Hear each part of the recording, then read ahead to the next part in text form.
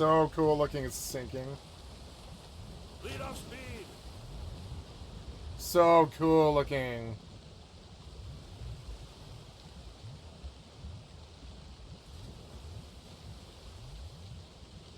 It's all super slow. You can hear it going bubble, bubble, bubble, bubble, bubble, bubble. This is so cool, I gotta say.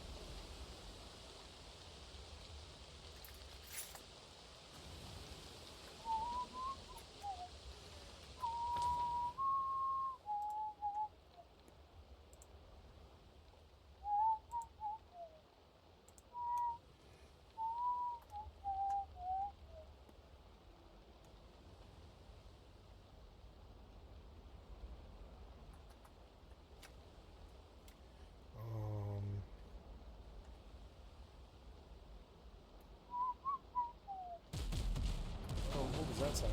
Ah.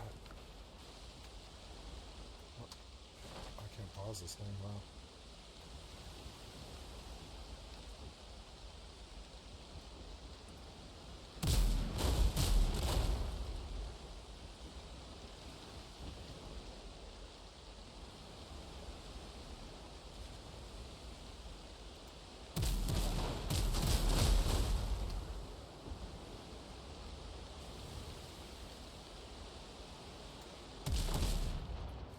Well, that was simple and easy.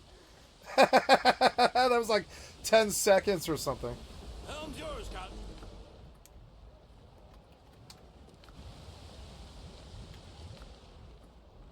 Guess I'm doing real well.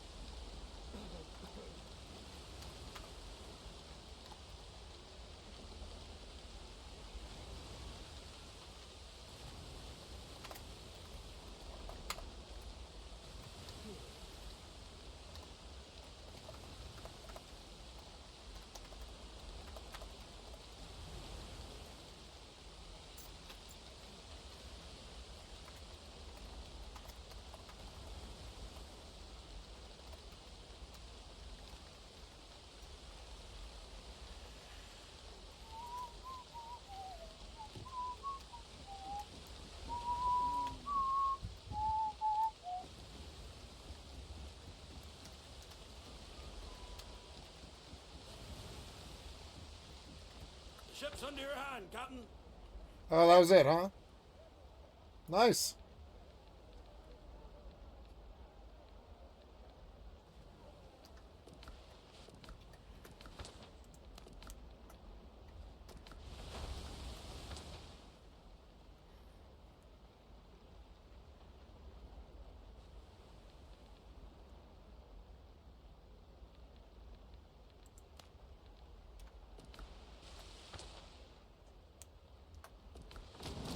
More sail, more speed.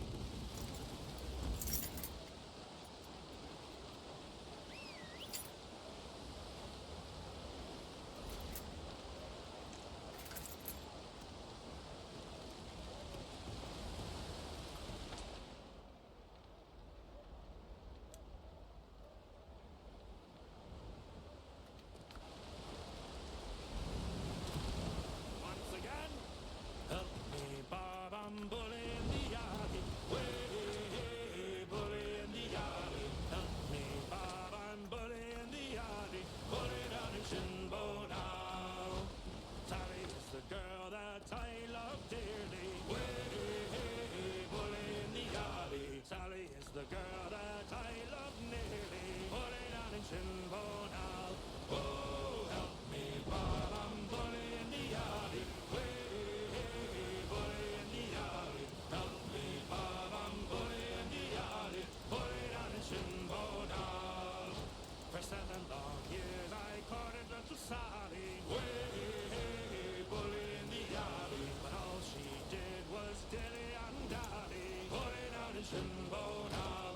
Oh, help me, Bob, I'm bullying the yardie. Way, shut it, you mangy sea dogs.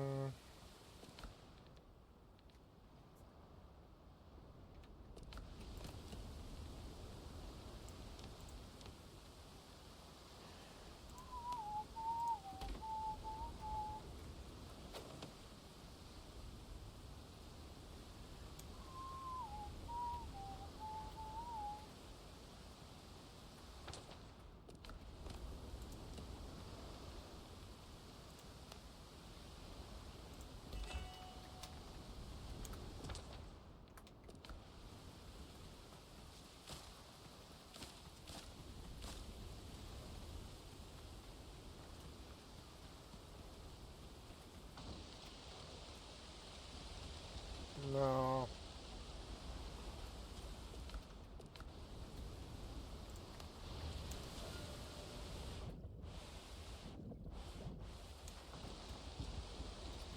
Ramps are good. These are the perfect settings.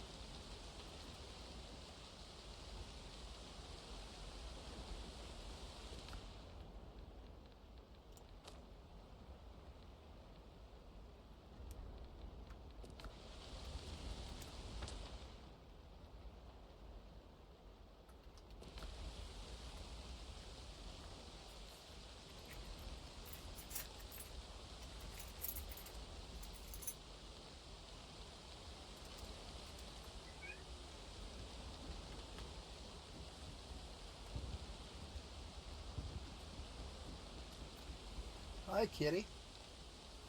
Oh, you want me to come let you out? Okay. I'm coming. Sorry. Just working. Hey, come here. Yeah. Say hi. Hey. You're a good kid. Oh, I love you, sissy. Okay, you ready?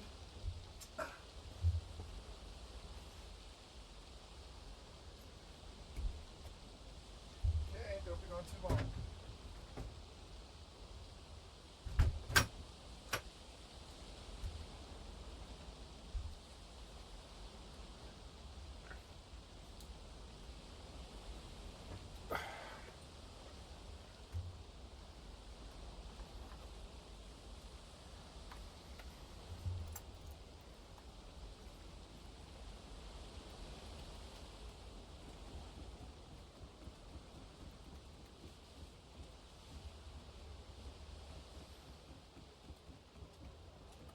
helm's yours, Captain.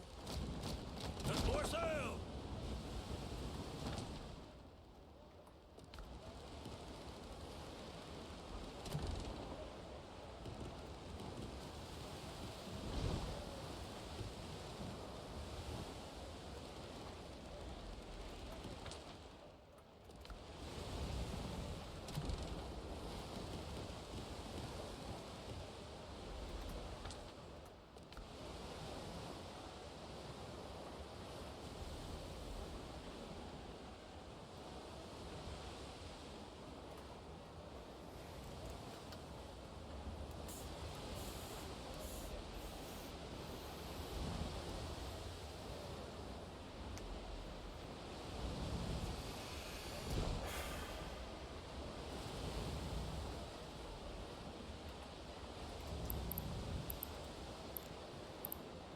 Autopilot engaged.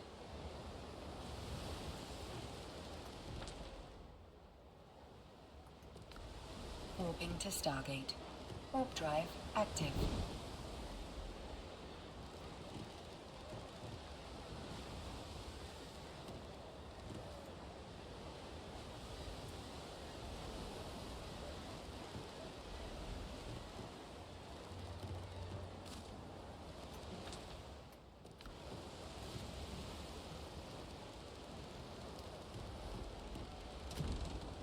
Approaching Stargate.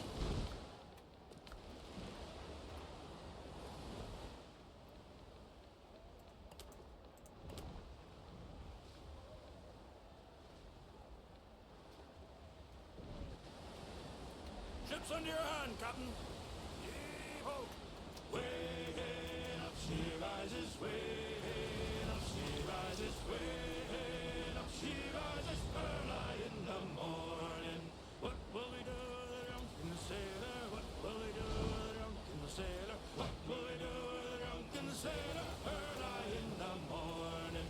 Way up she rises, way up she rises, way up she rises, early in the morning. Put him in the scuppers with a hose pipe on him. Put him in the scuppers with a hose pipe on him. Put him in the scuppers with a hose pipe on him. Early in the morning. Way up she rises, way up she rises, way Autopilot jumping. in the morning. Put him in a longboat till he's sober. Put him in a longboat till he's sober. Put him in a longboat till he's sober. Early in the morning. Warping to Stargate. Warp drive active. She rises, way up she rises, early in the morning. Way up she rises, way up she rises, way up she rises, early in the morning. Now lads, as I was rolling down Paradise Street, way low the man down, Approaching Stargate. I chanced for to meet. Give me some time to load the man down. This spanking flash packet, she said unto me, way load the man down. There's a dandy full rigger just ready for sea. Give me some time to load the man down. Blow the man down, police, blow the man down. Way, blow the man down. Blow him right over to Liverpool town. Hey, blow the man down. This dandy full rigger to London was bound. Way, Blow the man down. she was very well rigged and very well found. Hey, time to blow the man down. So I packed up, that's enough.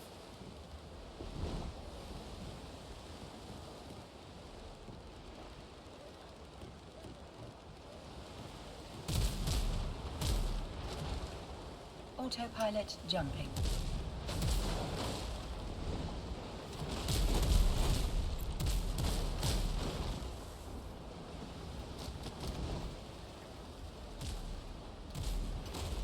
Warping to Stargate. Warp drive active.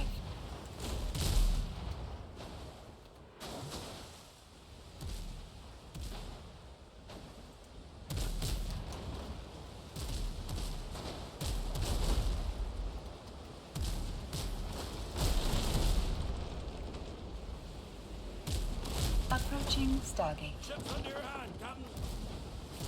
Get ready to drop your steel. Don't let him fly. Get ready to drop.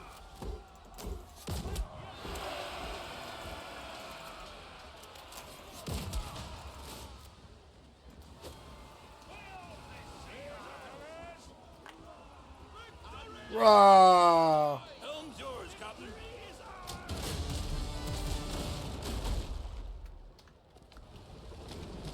Got the wind. Up the bleeding.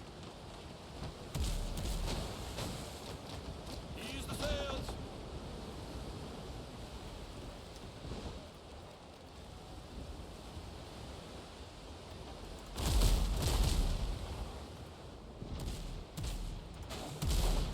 Oh. Yep, I scuttled him. Fucking asshole.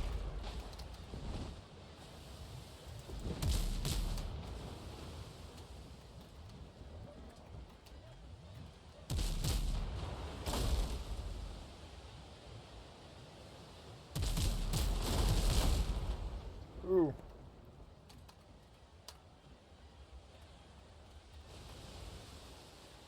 Autopilot jumping.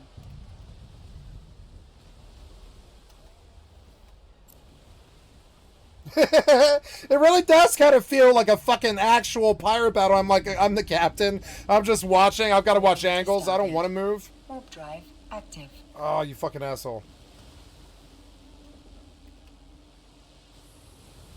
Come on.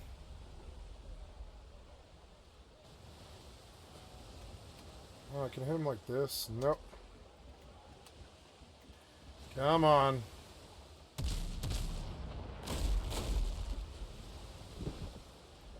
Oh, you fucking asshole. Approaching Stargate.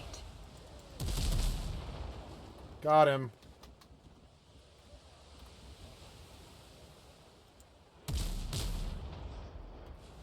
Fuck. Let's go aboard that guy. Captain at the helm. More sail. More speed.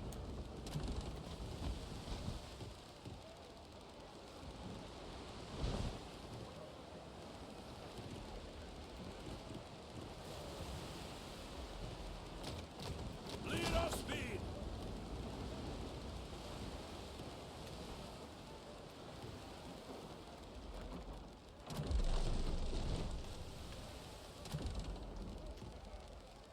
Breathe the canvas.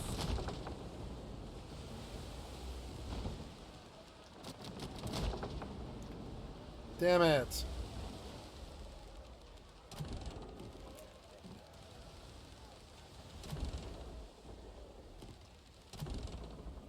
So annoying.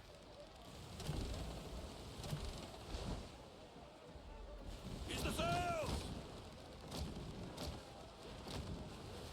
Set more sail. Autopilot jumping.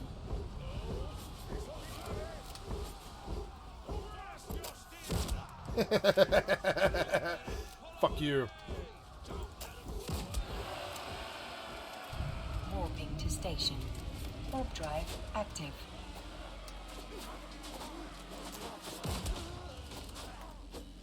Thank you.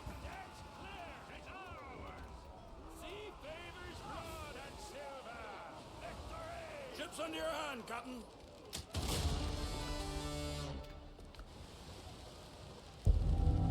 Approaching station.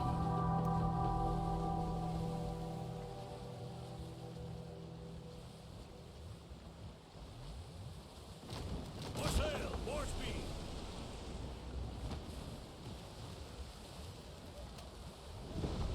So fucking cool.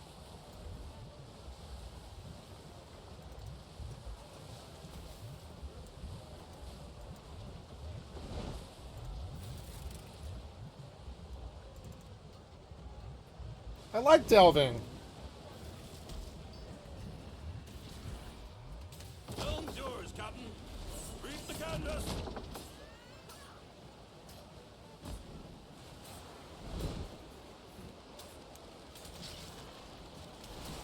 Docking permission requested.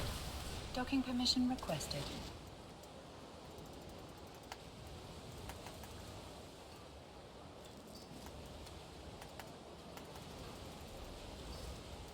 Docking permission requested. Docking request accepted.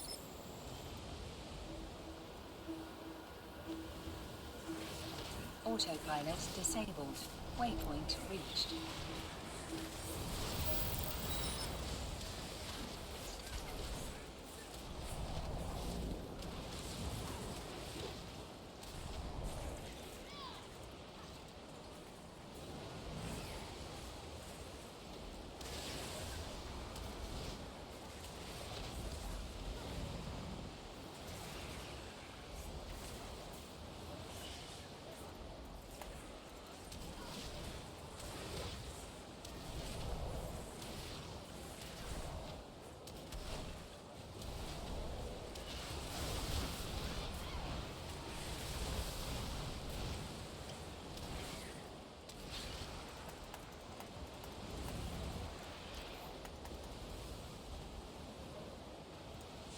Cool. I love delves. It made WoW great again for me.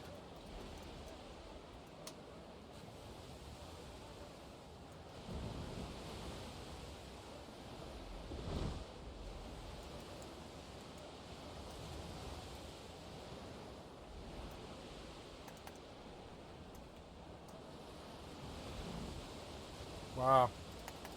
That's a damage buff. To the iron, lads! And more sail!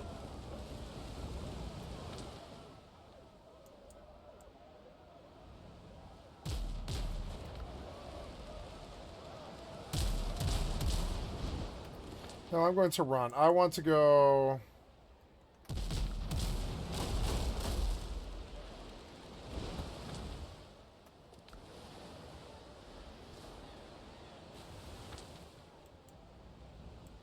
to that island. And I will search through those things for the copper mine, and I'll mine copper for Begon. Oh, look, there's that ship. Wait, I wondered. These guys are chasing me. I'll take all four. I don't care. Hands to the hull!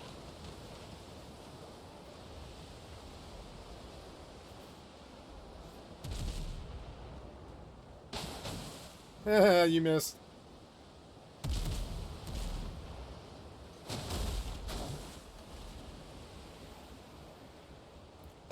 Like, no spyglass. Where's the spyglass? You know what this game needs? Is a spyglass.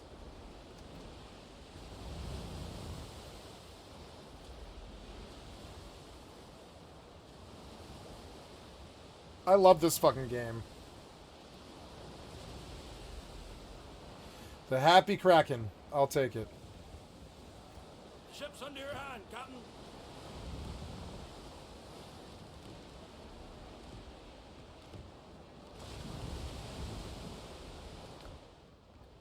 Only got 3 gunpowder left, though.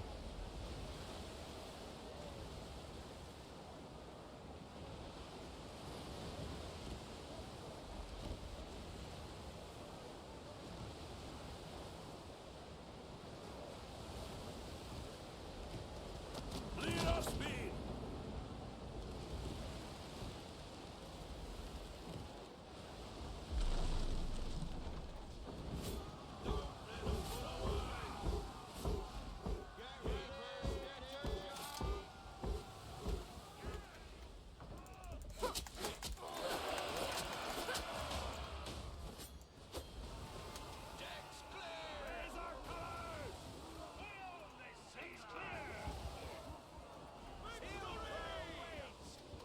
Helm's yours, Captain.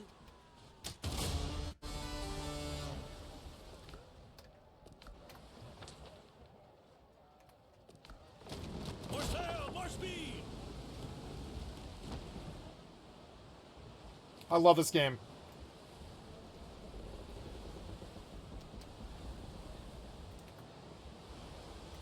Now, lads, way up she rises, way up she rises, way up she rises, early in the morning.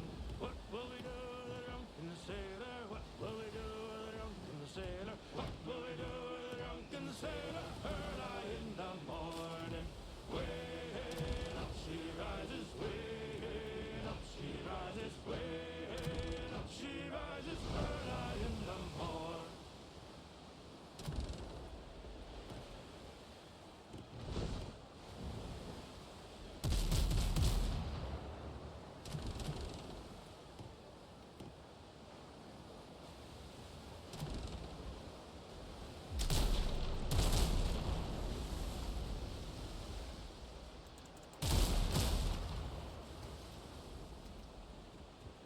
Helm's yours, Captain.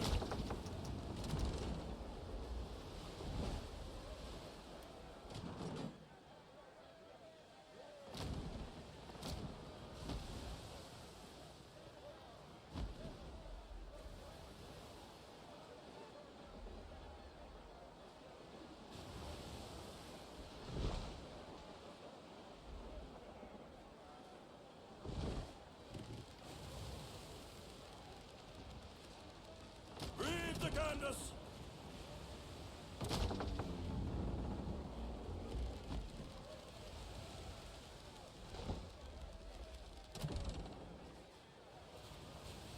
Lead off speed.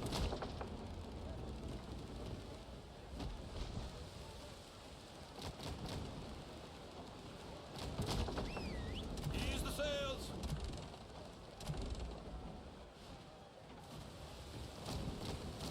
Set more sail. Get ready to show mercy when we hit. Move the away.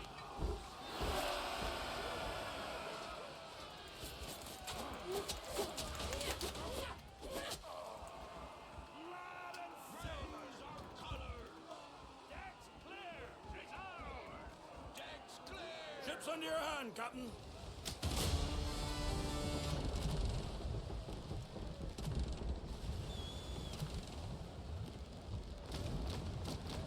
Lead off speed.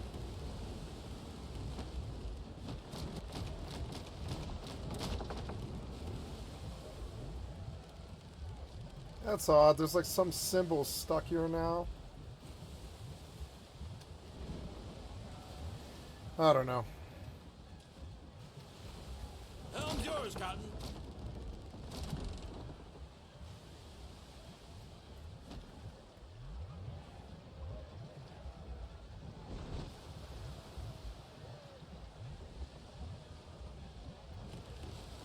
Catch the wind.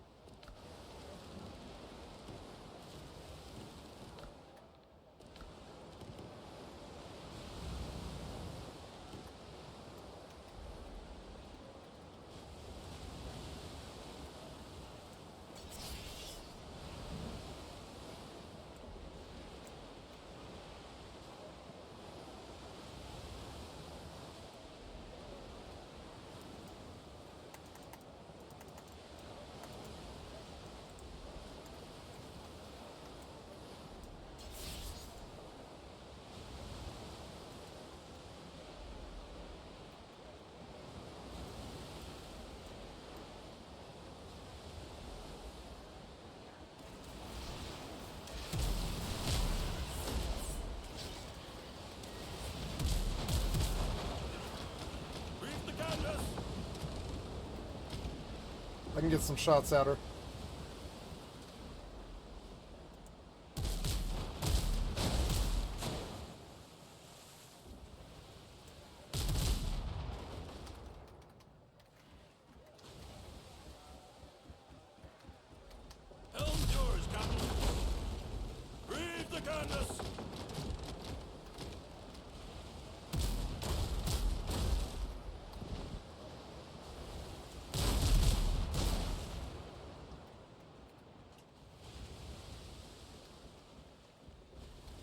Ship's under your hand, Captain.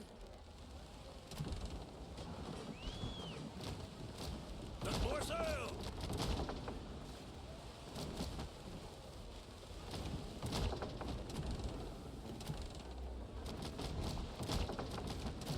More sail, more speed. Ease the sails.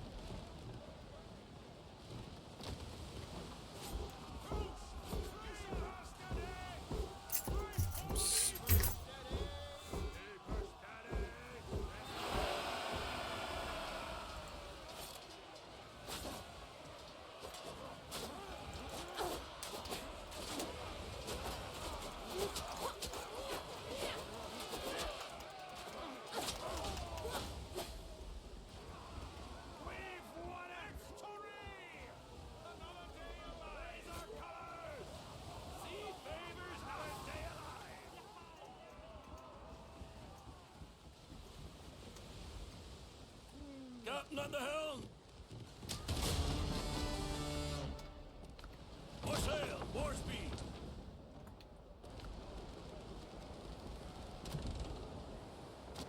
Lead off speed! Catch the wind!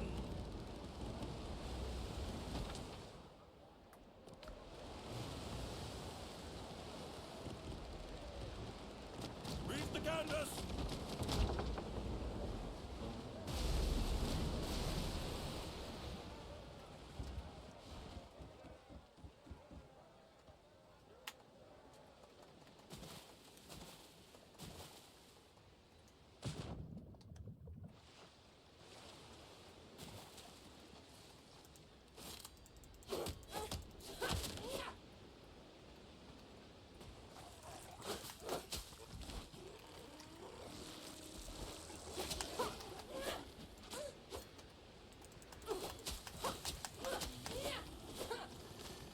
It's like somebody made a single-player New World. It plays like New World.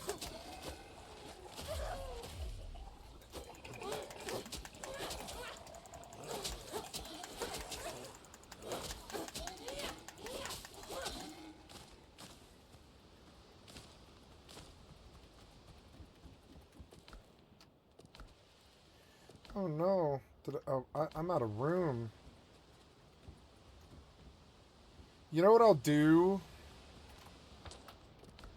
I'll use that potion, but well, I'm not out of room yet. But when I do, wait, what did I see here?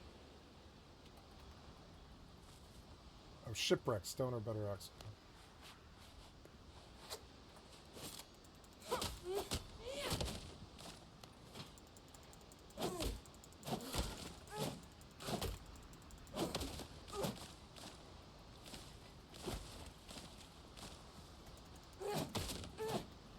I love this fucking game.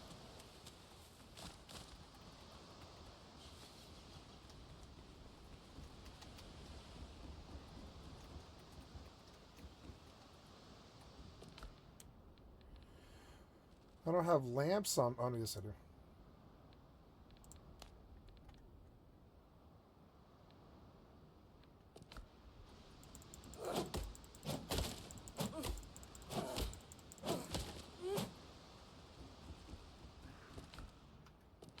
The hell was that sound?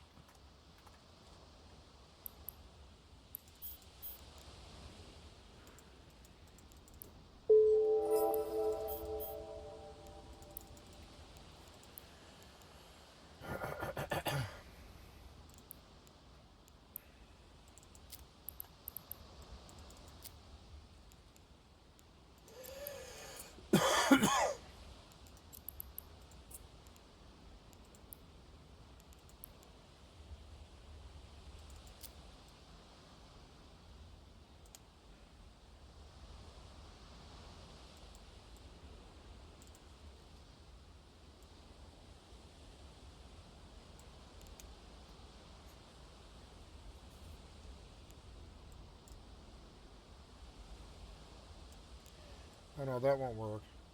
Oops.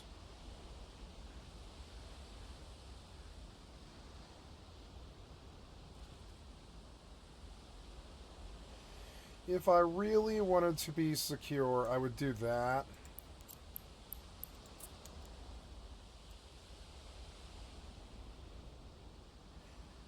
Oh yeah, that actually does work.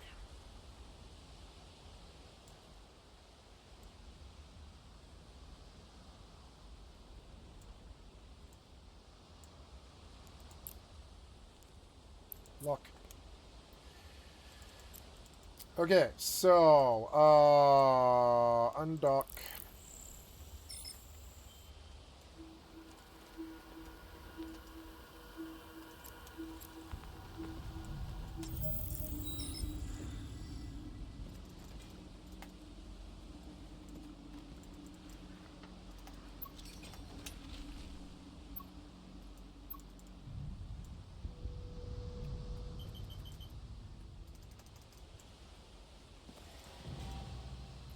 I'm not a thief, I'm a treasure hunter.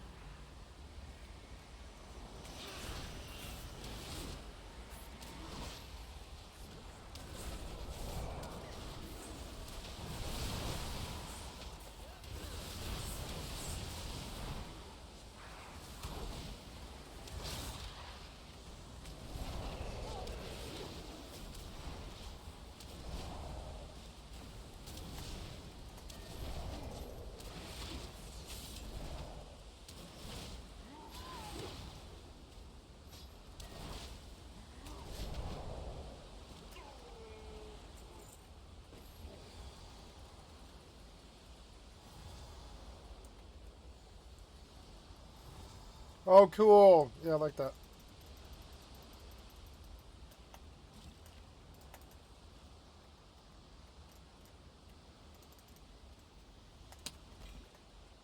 Boon of power.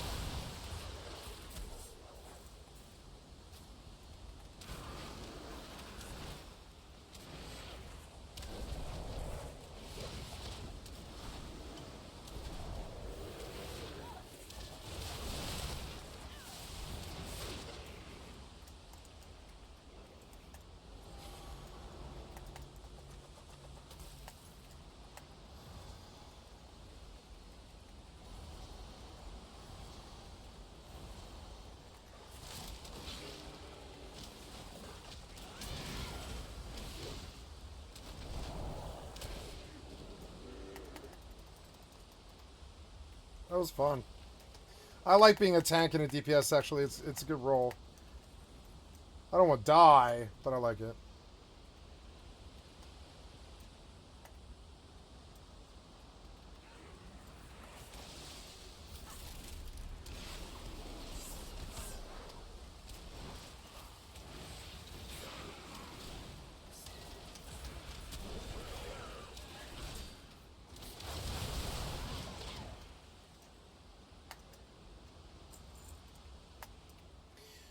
Karma so weird. Absorbs all damage taken for 10 seconds, up to 50% of your maximum health. Redirects 70% of that amount to the enemy target.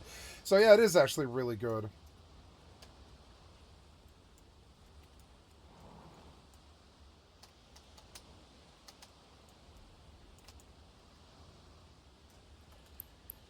Okay. One or two.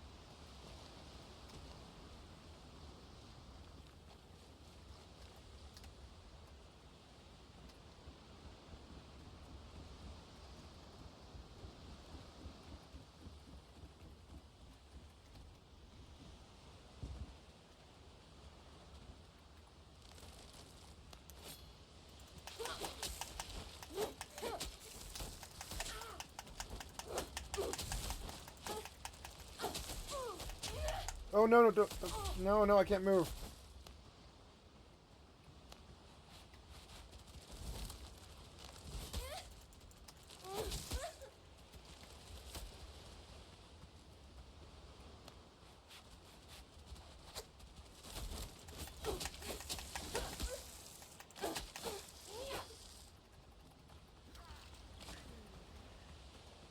The hell was that sound?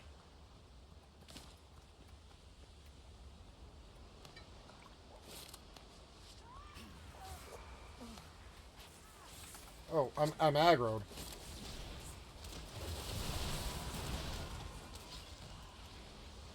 I need Touch of Death cooldown on my bar so I can see it. Okay. I love Monk because it's like you can just wait 2 minutes and it's an automatic fucking kill. So no matter what, you kind of like get through the delve. Wait, so did I do all these rooms? I have no idea where I'm going. Oh, who knows? So they want me to go in there though, so I will.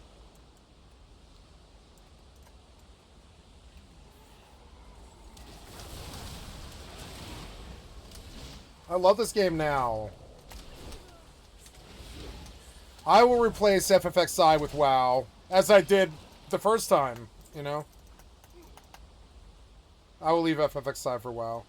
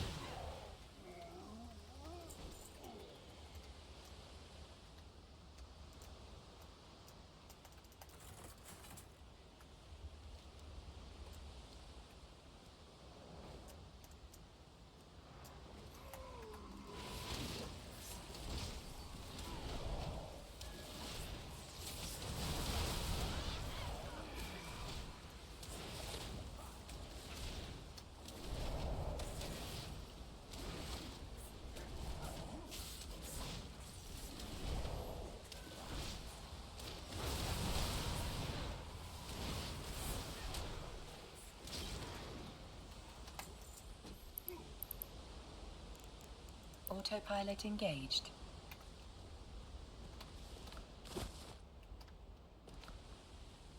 Hey, now I go home and dump. Warping to Stargate. Warp drive active.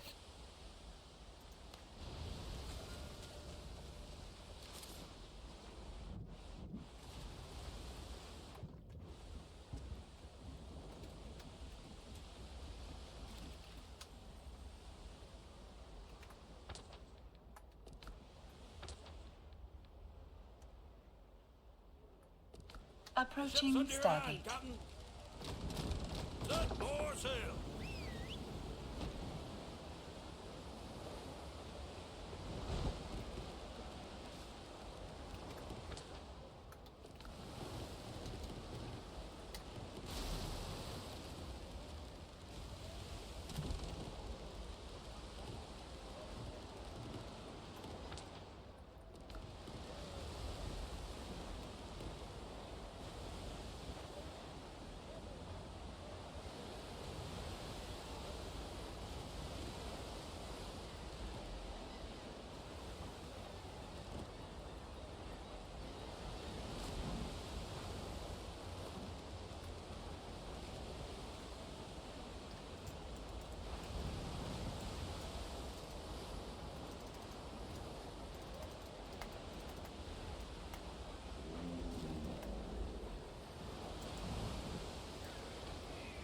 Autopilot jumping.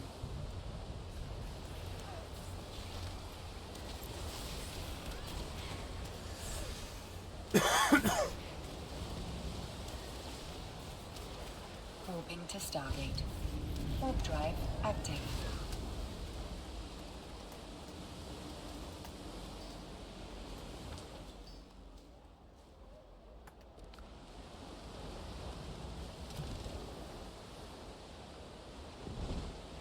Approaching Stargate.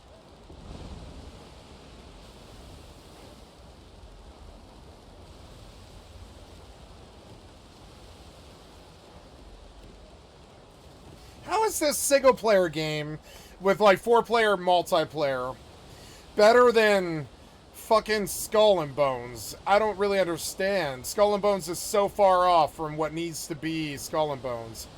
But Skull and Bones had a lot more production value. But this game's 10 times better because it has like building and stuff.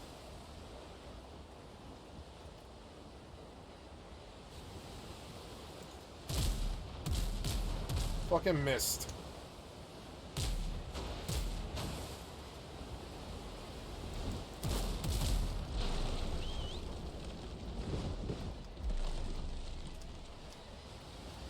Ships under your hand, Captain.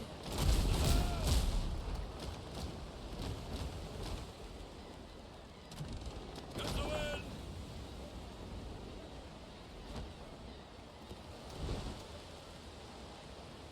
Autopilot jumping.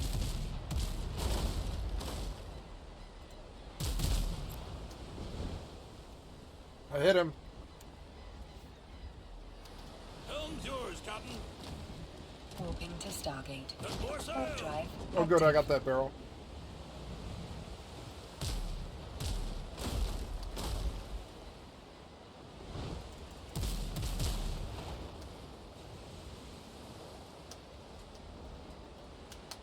Captain at the helm. Reeve the canvas.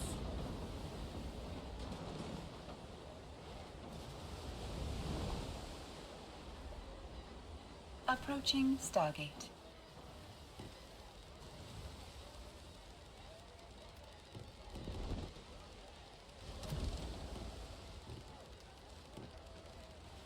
Lead off speed. More sail. More speed.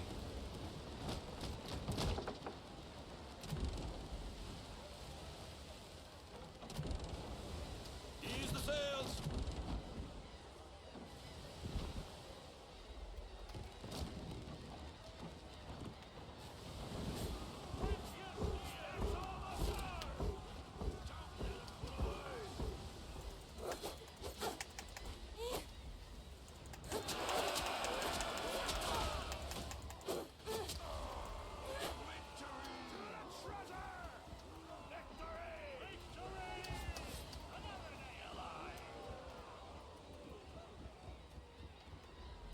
Ships under your hand, Captain.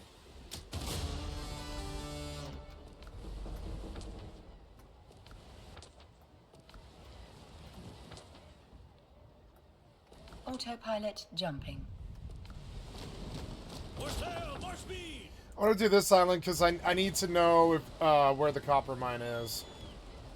And get back on some copper. Warping to Stargate. But I'm full. Warp drive Well, but active. I do want to do a fast travel there so I can just go there. Oh, no, I don't have a ship bell. Oh, yes, I do. Yes, I do. Yes, I do.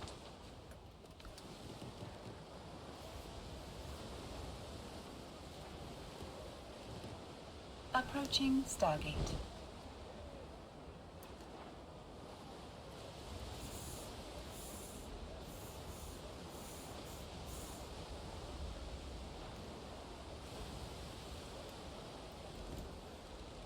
Use the sails!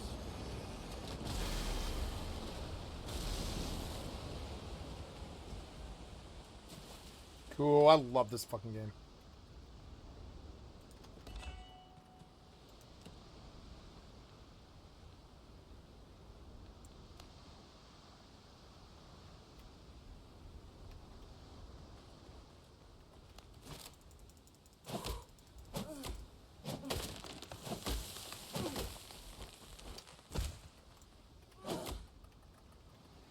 Close the scalp shot.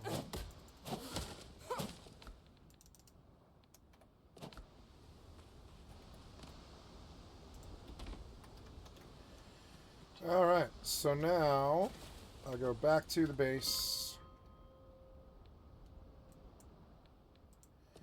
And I dump.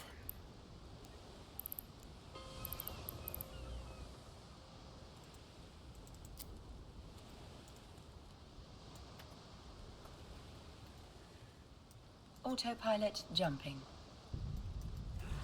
Oh, shit.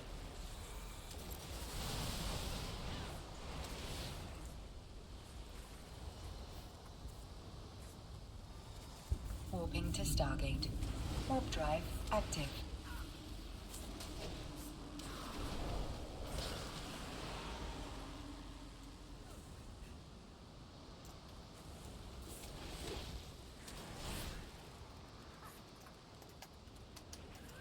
What is that?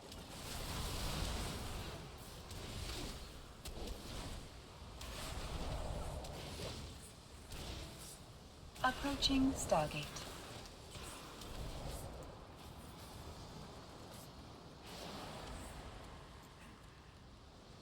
Is this the boss?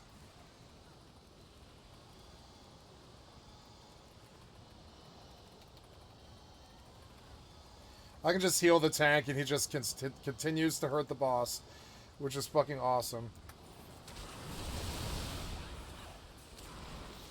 The tank's gonna die now.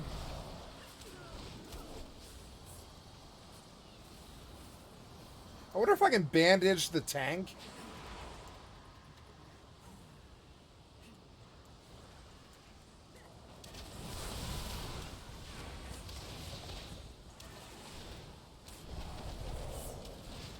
We didn't even get to the next karma. Oh, I should have karma'd. I'm dumb. Right. I need to remember that I have karma. I really do. I don't know Windwalker at all. What is that?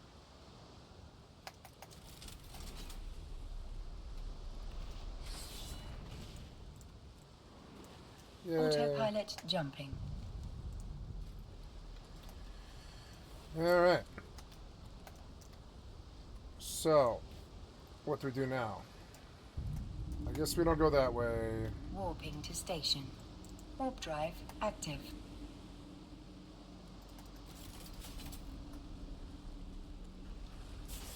Oh, look how fast that is.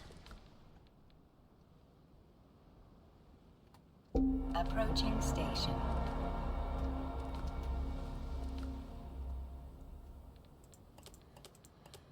Lamp, fast travel, combat repair kit. Uh-huh.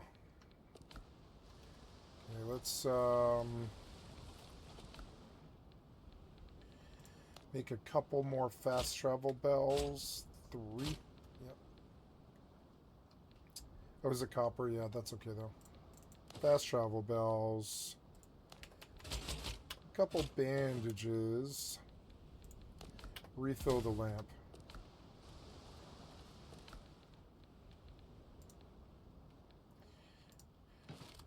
I'm learning this game.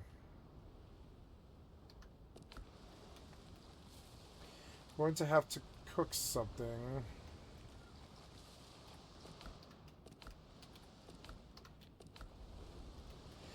I want to take requested. everything out of Docking this. permission requested. Take all. Take all. Now deposit. Docking permission requested. That was everything? Oh, okay. Docking request accepted. Alright. Lamp, Autopilot gun, disabled. gun. Waypoint reached.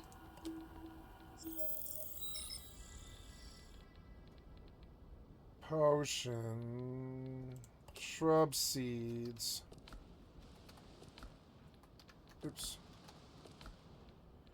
Shrub seeds.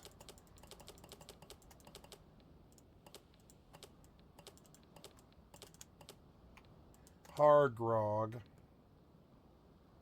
Oh wow, hard grog. Cool.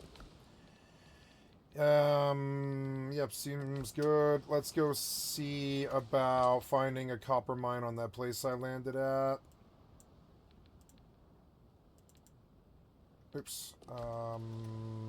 Yeah, I believe. Oh no, I need food. Spicy breaded kebab gives you 10 strength, maximum health, bacon and eggs, fit. Sweet spicy chicken with potato. Yeah, I think I will take that one. Oh no, I don't need vitality in my mode. 10 strength, 10 agility. So I want hearty egg broth. And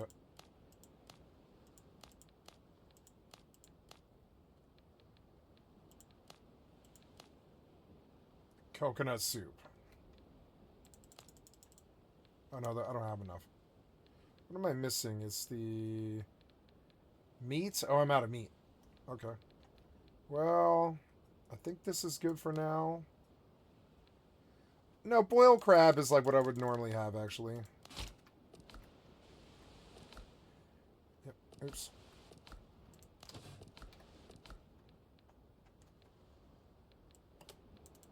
Boiled crab. Oops, no, that was correct. Oops.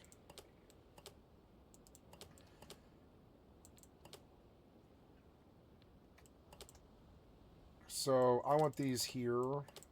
Yeah. And yeah, and I want 8 empty so I can place things.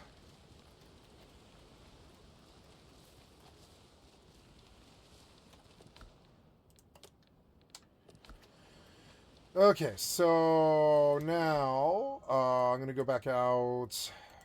Boom. And I search for the mine here. Oh, the fuck was that? Oh shit. I'm gonna drown.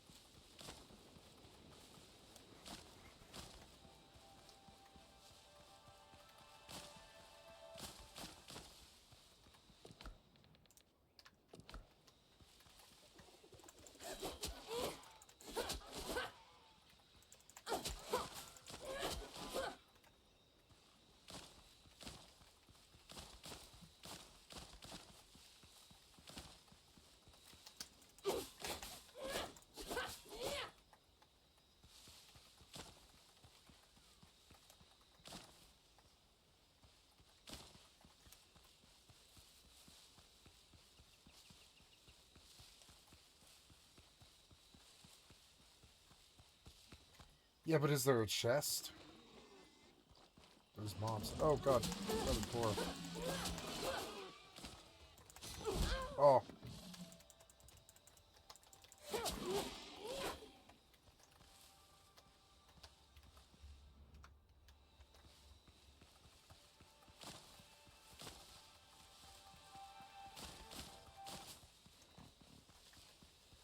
I like this game better than New World because it doesn't do that stupid ass rolling dial every time you loot something or chop trees or whatever. It just lets you have the item, which I'm a much bigger fan of.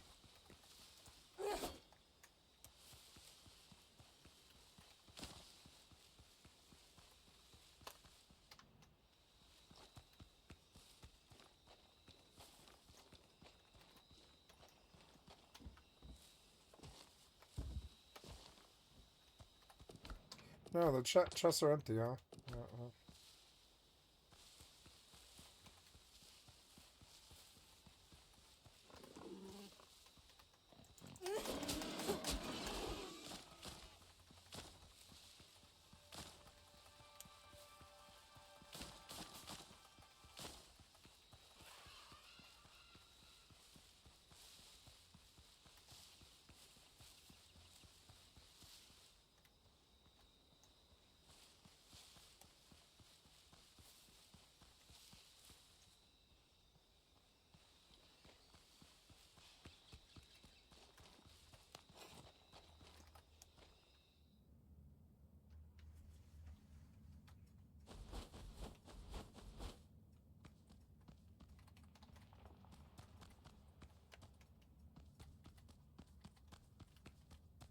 Oh, very good.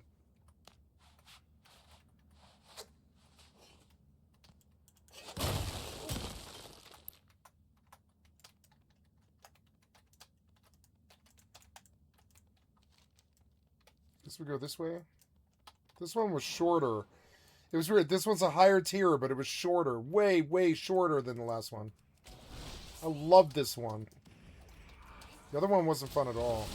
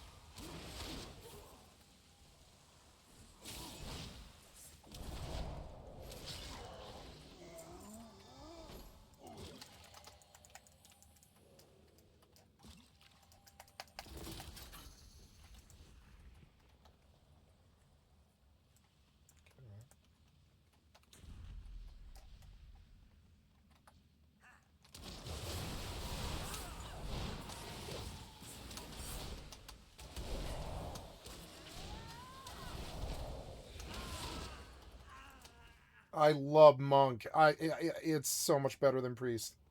It's not even funny.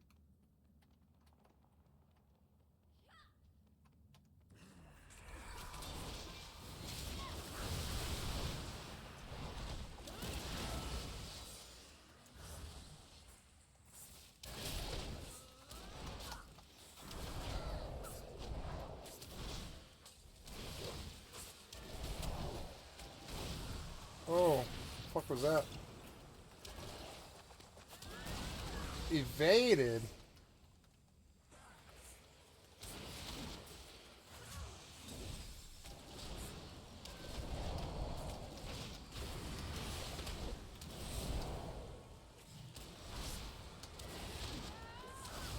What? She still killed me. Is that you fucking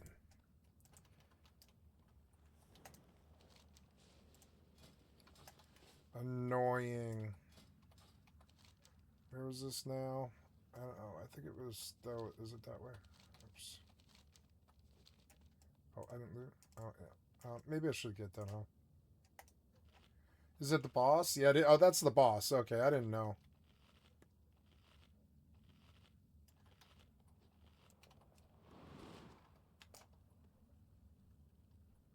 The Lyra Sanguinar.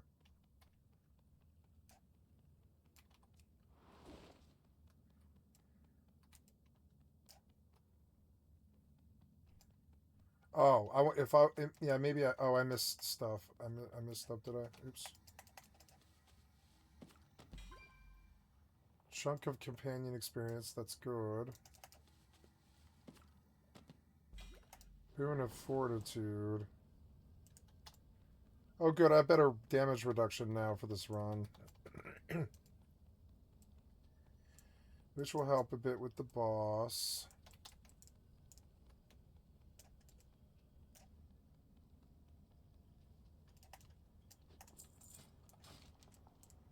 So this wasn't the path I was supposed to go to, huh?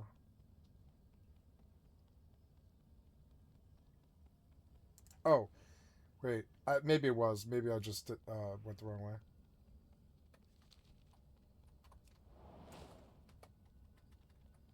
Yeah, there she is.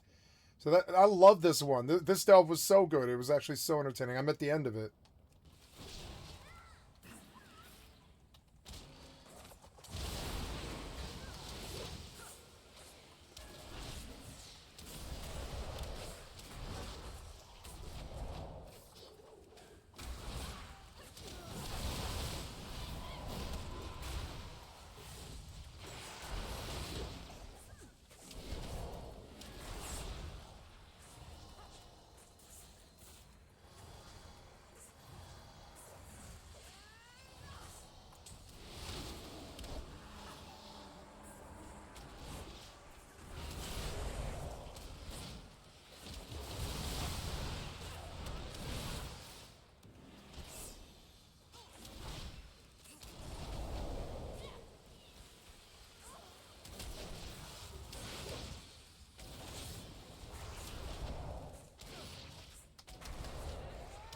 This time was way easier for whatever reason. I think I had ads last time. Oh, well.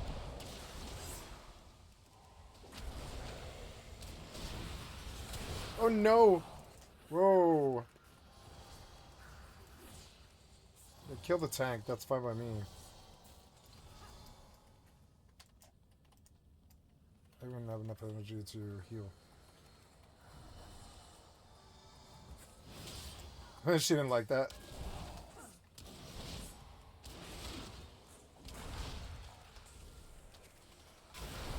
Whoa.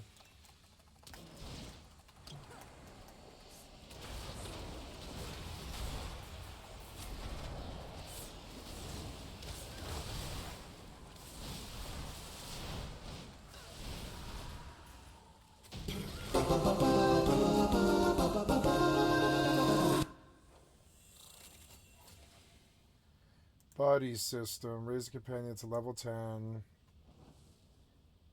Midnight Delves tier 6. Good. She went up a level. And we're in the treasure room.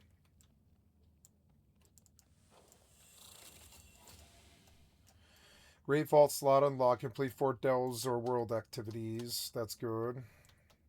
Collect your reward. Tomorrow I'm going to get even more gear, which is good.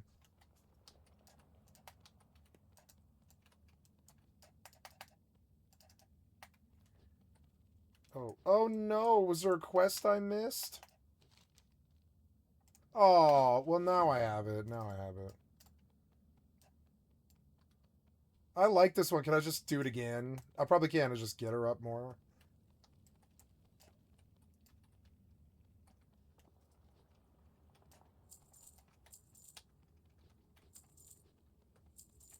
I like delves.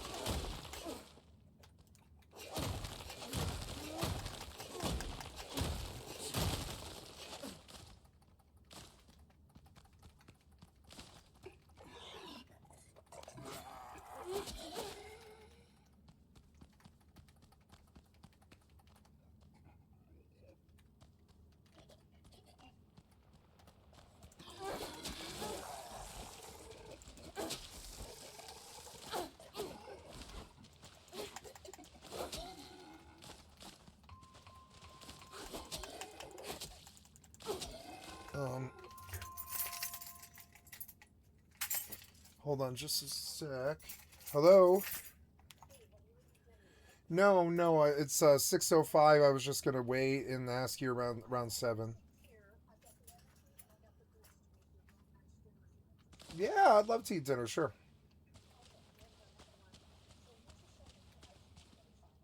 Good. Yeah, I noticed. I looked at you today, and it worried me less. I was like, look, you know, yeah.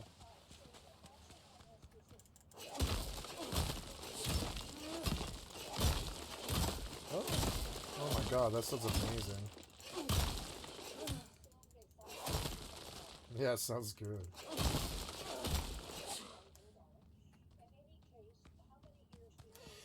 Give me 2.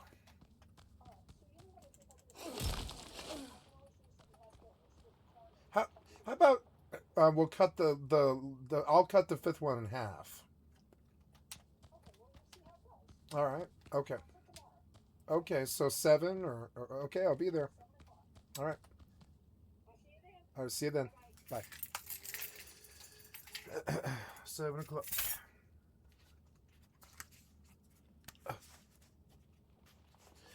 Got family dinner.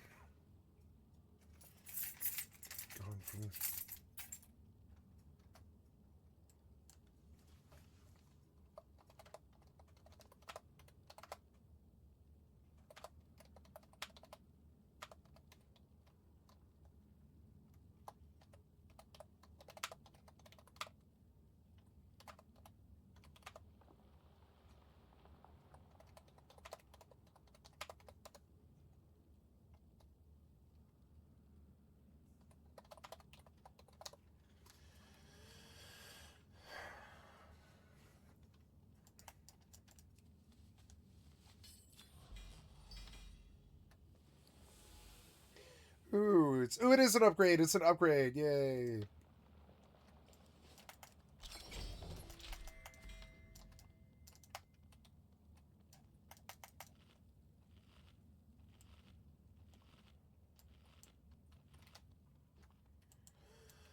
All right. Do I leave? Yeah, I leave. Oh, no, wait. Altars and Mentazar, huh? Okay. Altars and the Menazar. Speak with Dougal.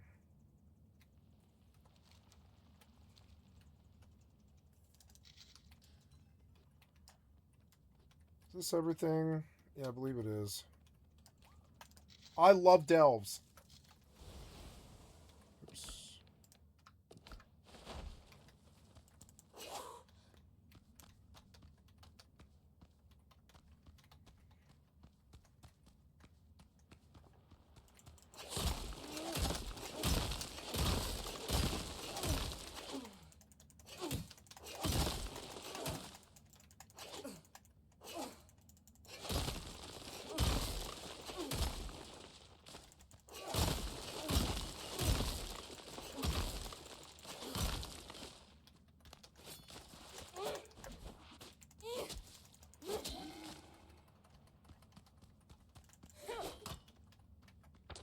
Get my OBS open here. I don't want you to minimize this. I want you to get rid of it. Let's kill that. Actually, you know what I haven't looked at in a while is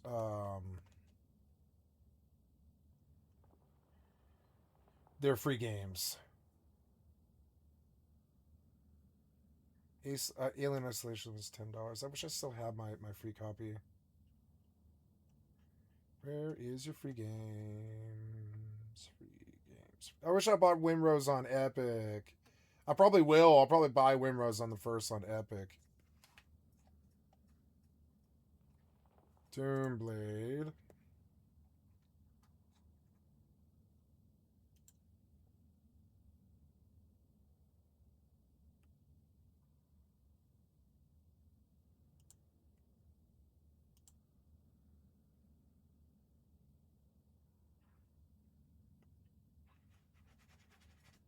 I'm gonna buy Windrose on Epic.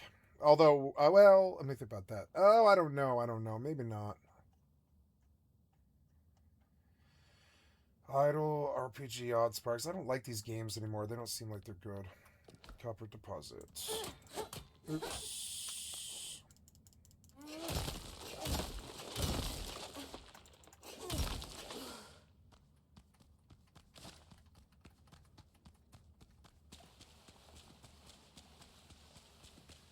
Think I'm done here. Nope.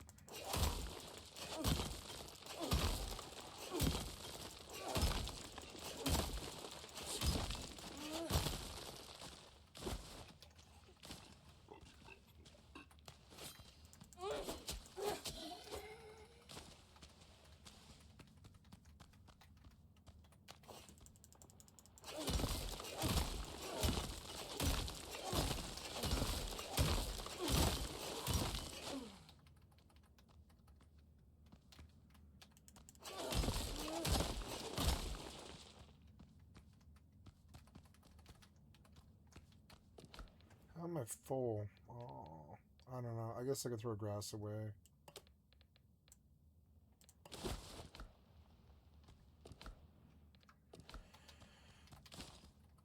Very good. Okay, I don't want to leave. I just want to... Oh, I left my potion, did I? Or I used it. I probably used it. Oh, well. I wish I had a potion. I don't want to walk all the way the fuck back out again. I'm, like, out of room, too. Damn it. Alright, throw the pepper away. I don't know. No, throw stuff that I don't need like that. Yeah. Wood is always replenishable.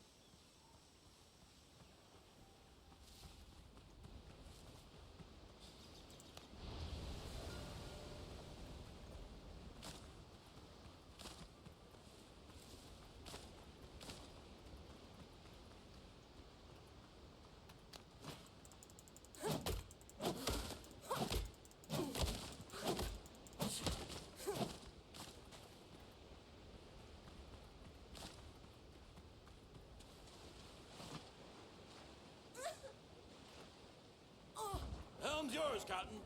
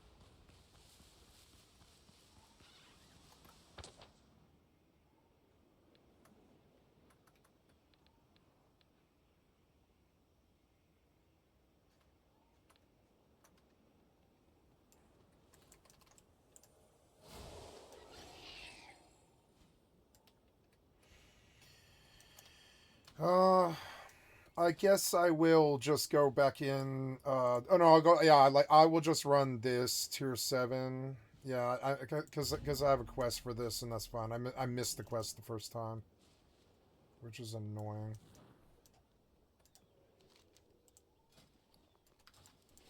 It was really a lot faster with Windwalker.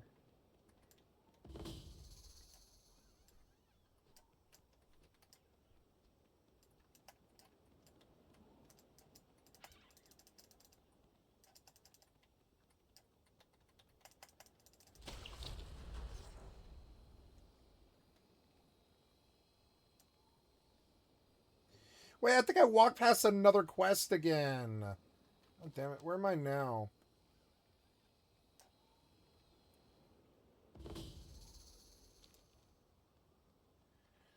Did I miss the quest again? I don't know.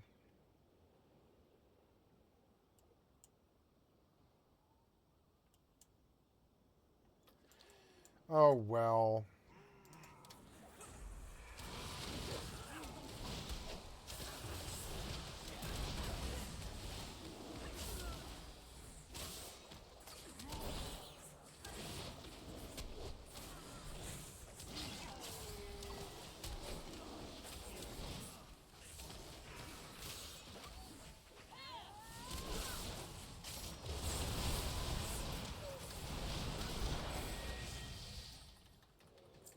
I wonder if she would be better as a healer.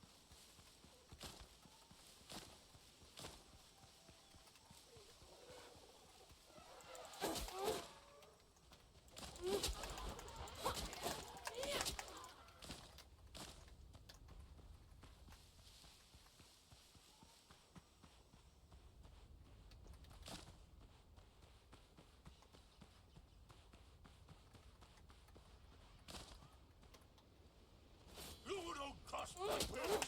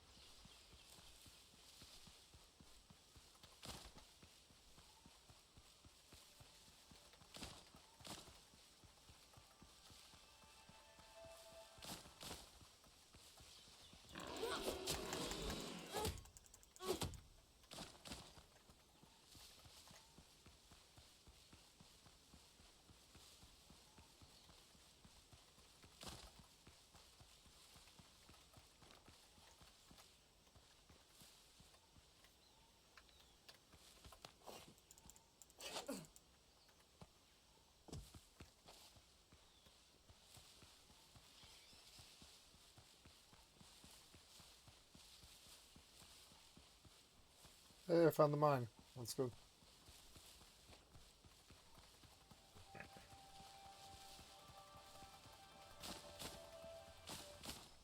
Oh, I want to look at something.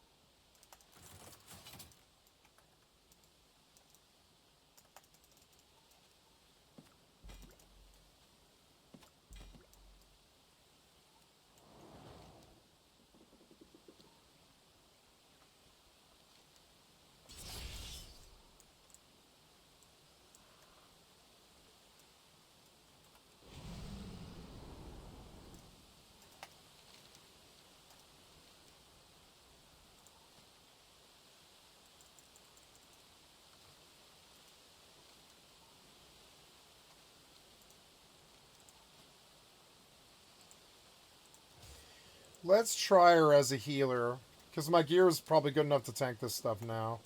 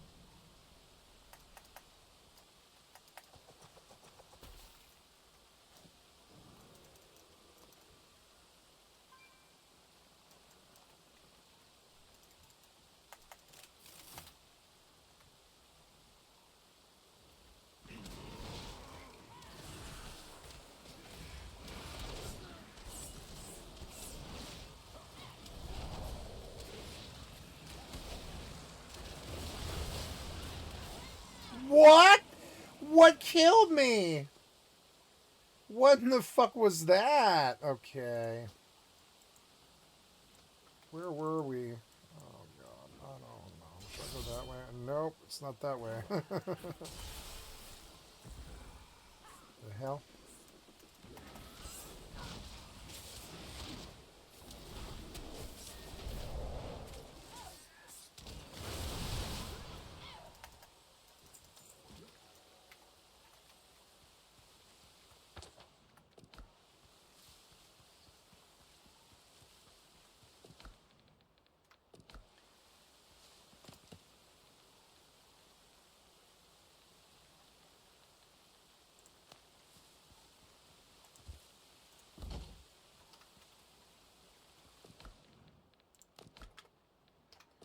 Damn it.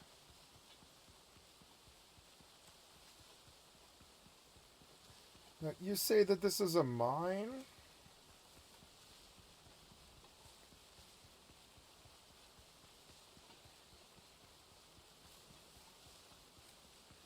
Because I don't see an entrance. Oh, here we go. Here we go.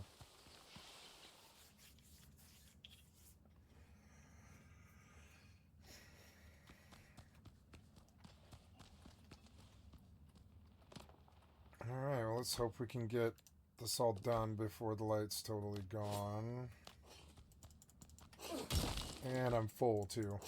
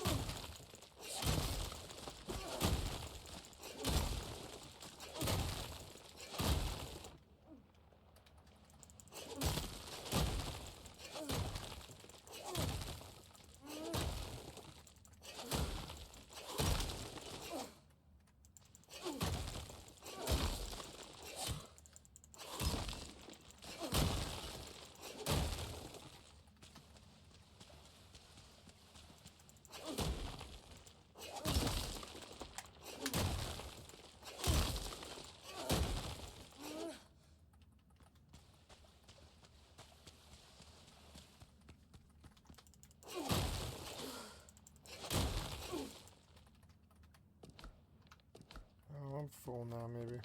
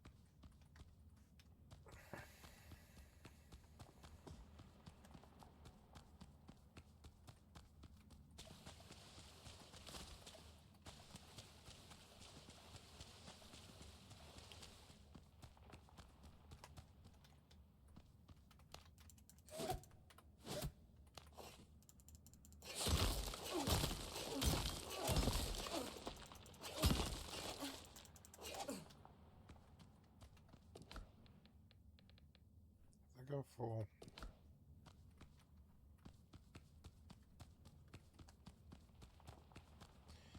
I will come back here.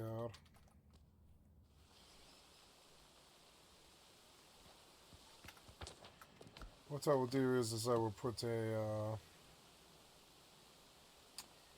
storage.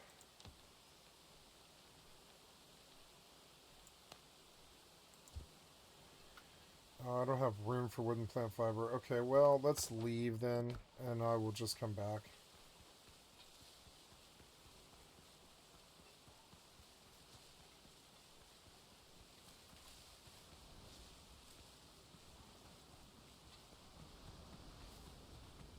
Got family dinner soon.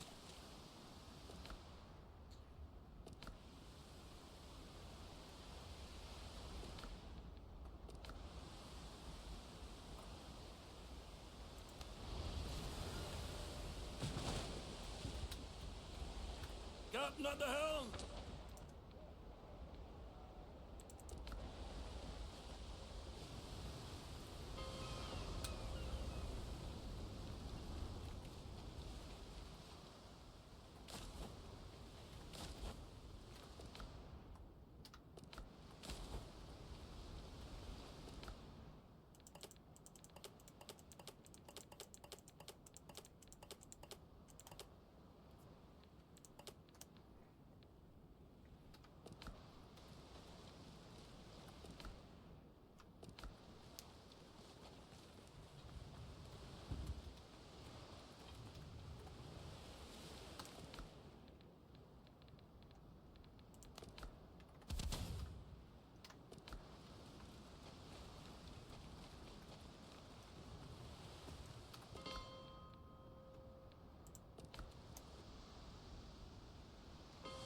Is this the right island? Oh, no, no, it's not. Oops.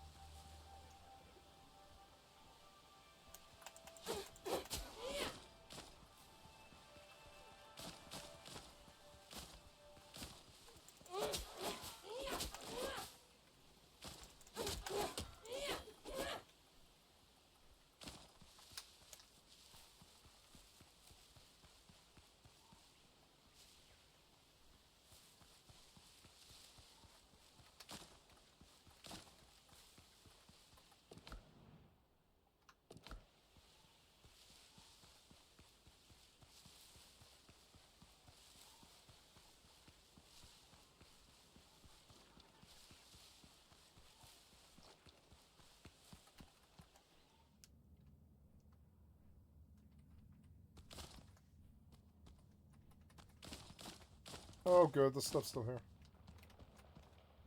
That's odd. I thought I...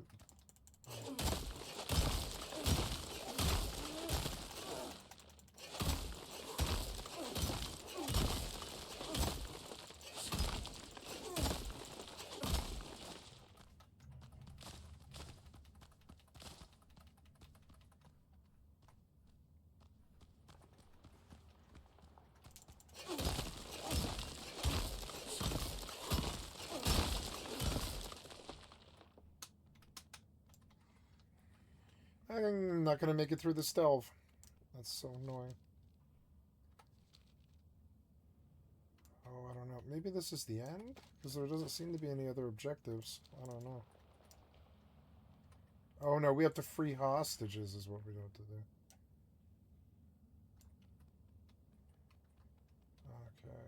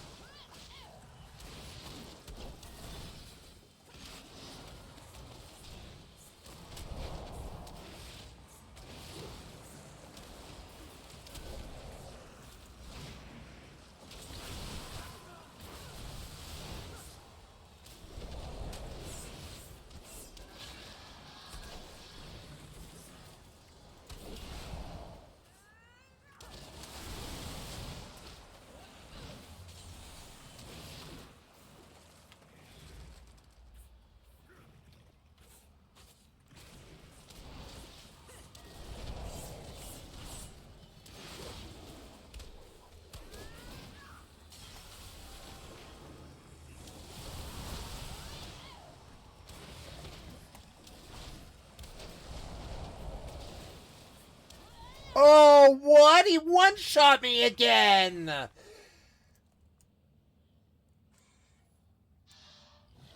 And they all spawn again, do they? Oh my god.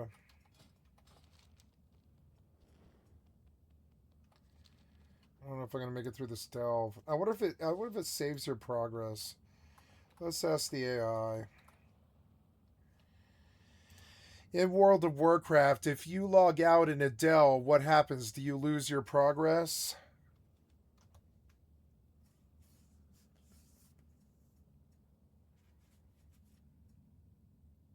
Well, then I'm wasting my time here. I mean, I guess, yeah, so I'm wasting my time here, huh? Well, I mean, I don't know. It doesn't really matter. I definitely can't get to the boss in time, I don't think. We're halfway done.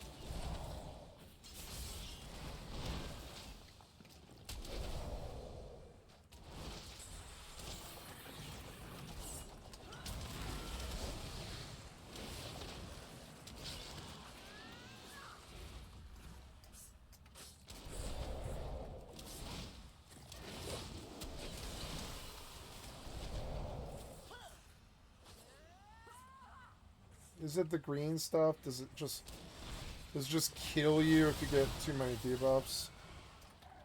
Maybe it was that green cloud. Maybe I stood in it too long. Oops. Nemesis Dropbox. What is that?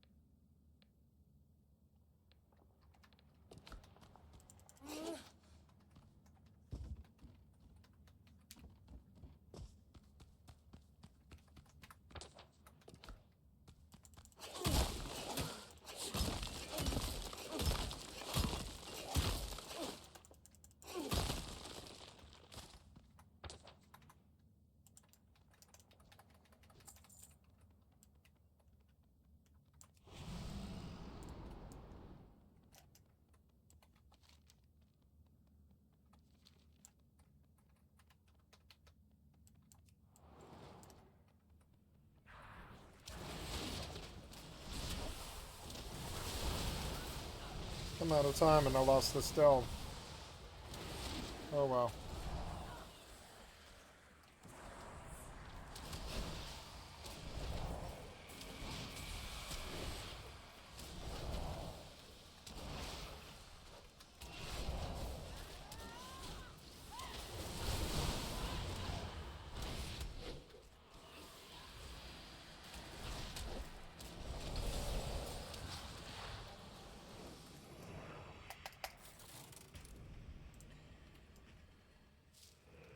$13 of the $20.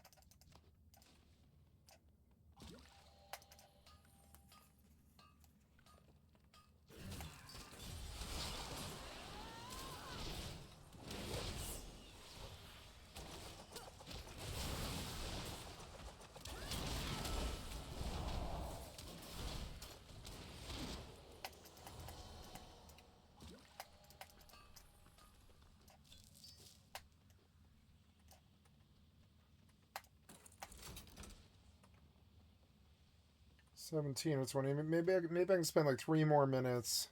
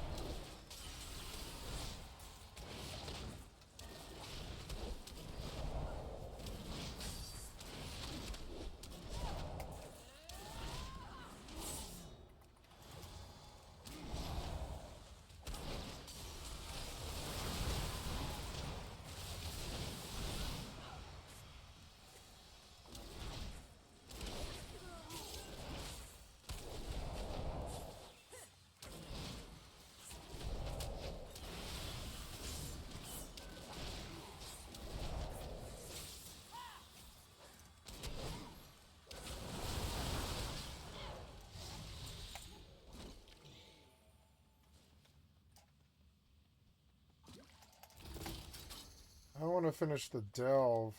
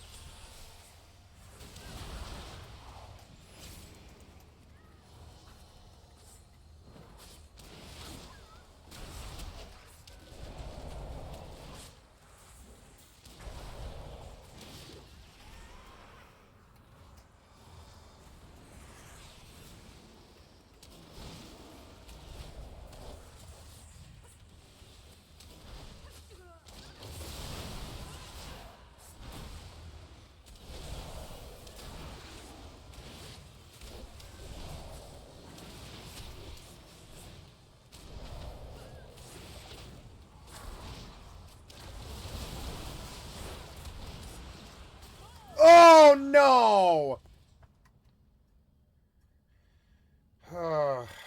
Damn it, you're taking too much time, you son of a bitch, you son of a bitch. Where am I? Oh, I can't remember which way it is. Is it that way? Oh my god, get me to her.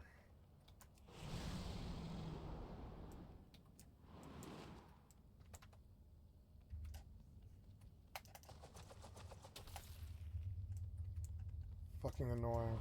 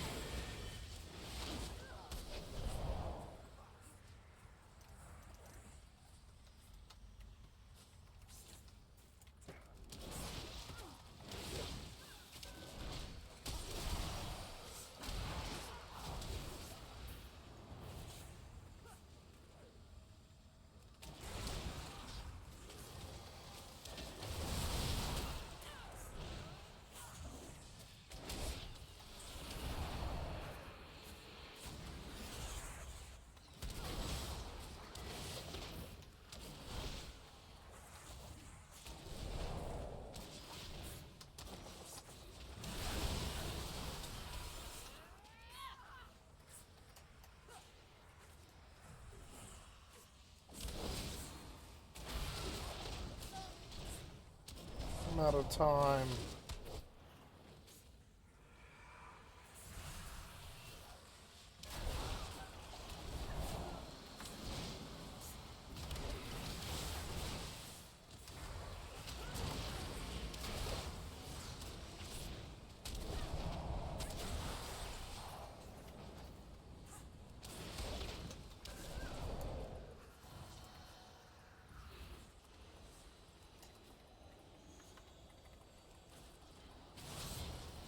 Kind of lag. What the fuck was that?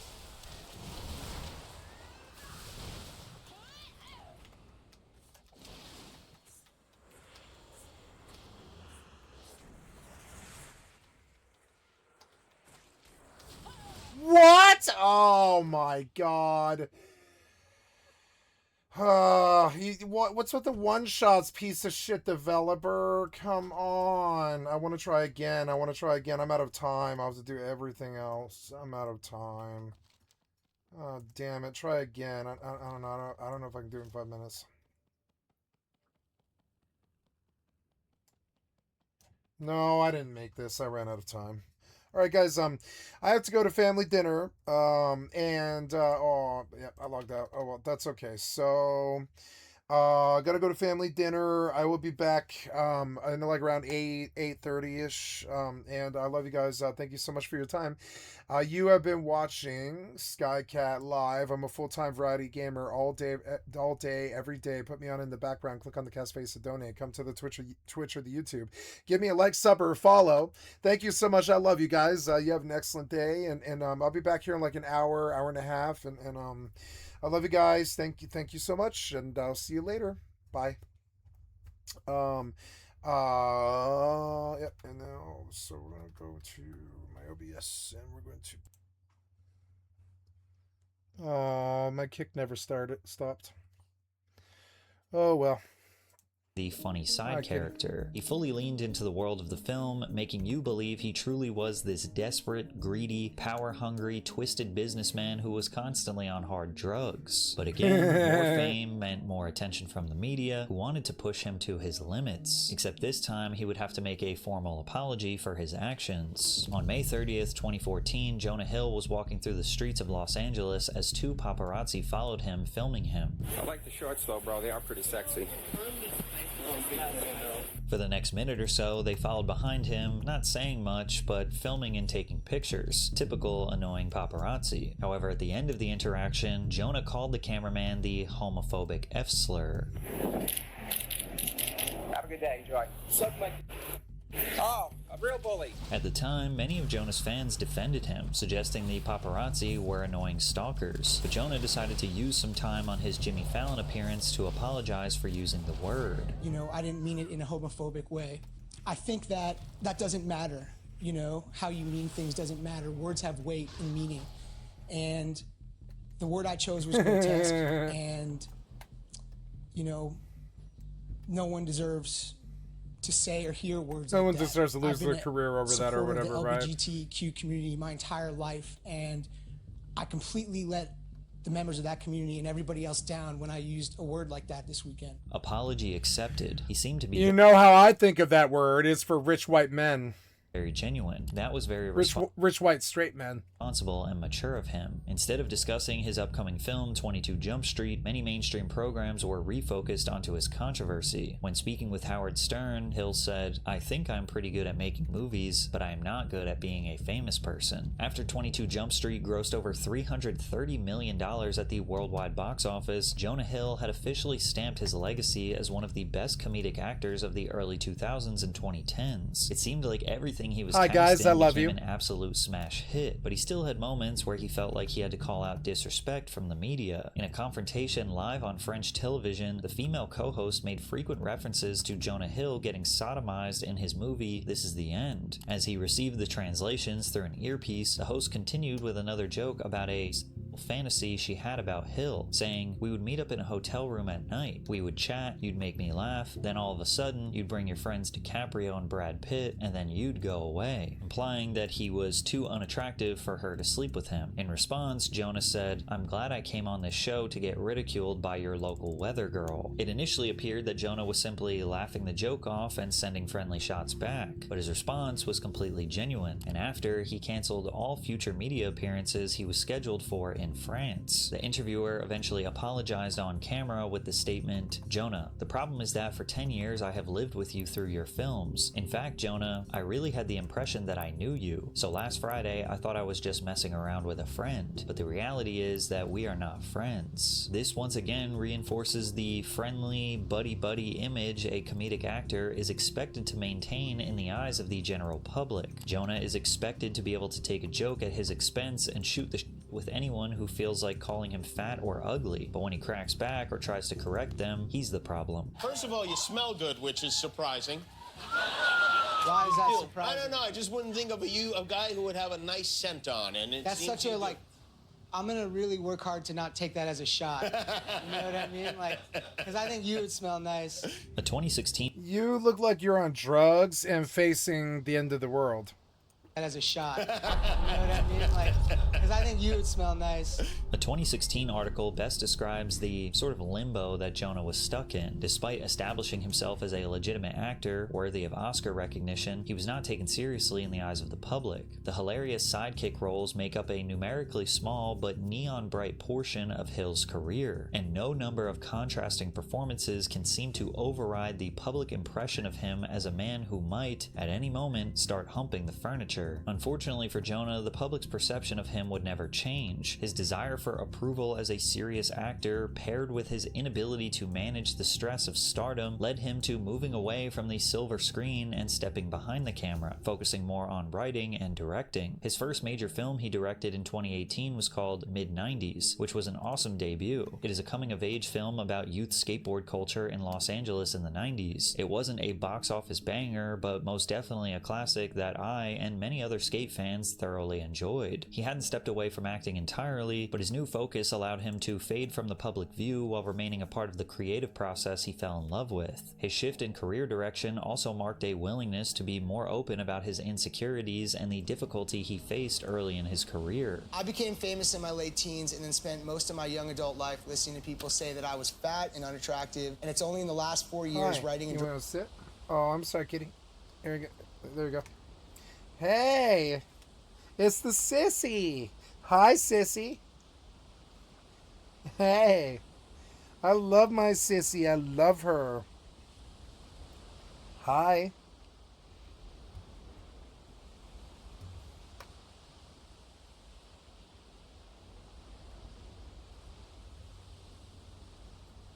Ouch, don't scratch me.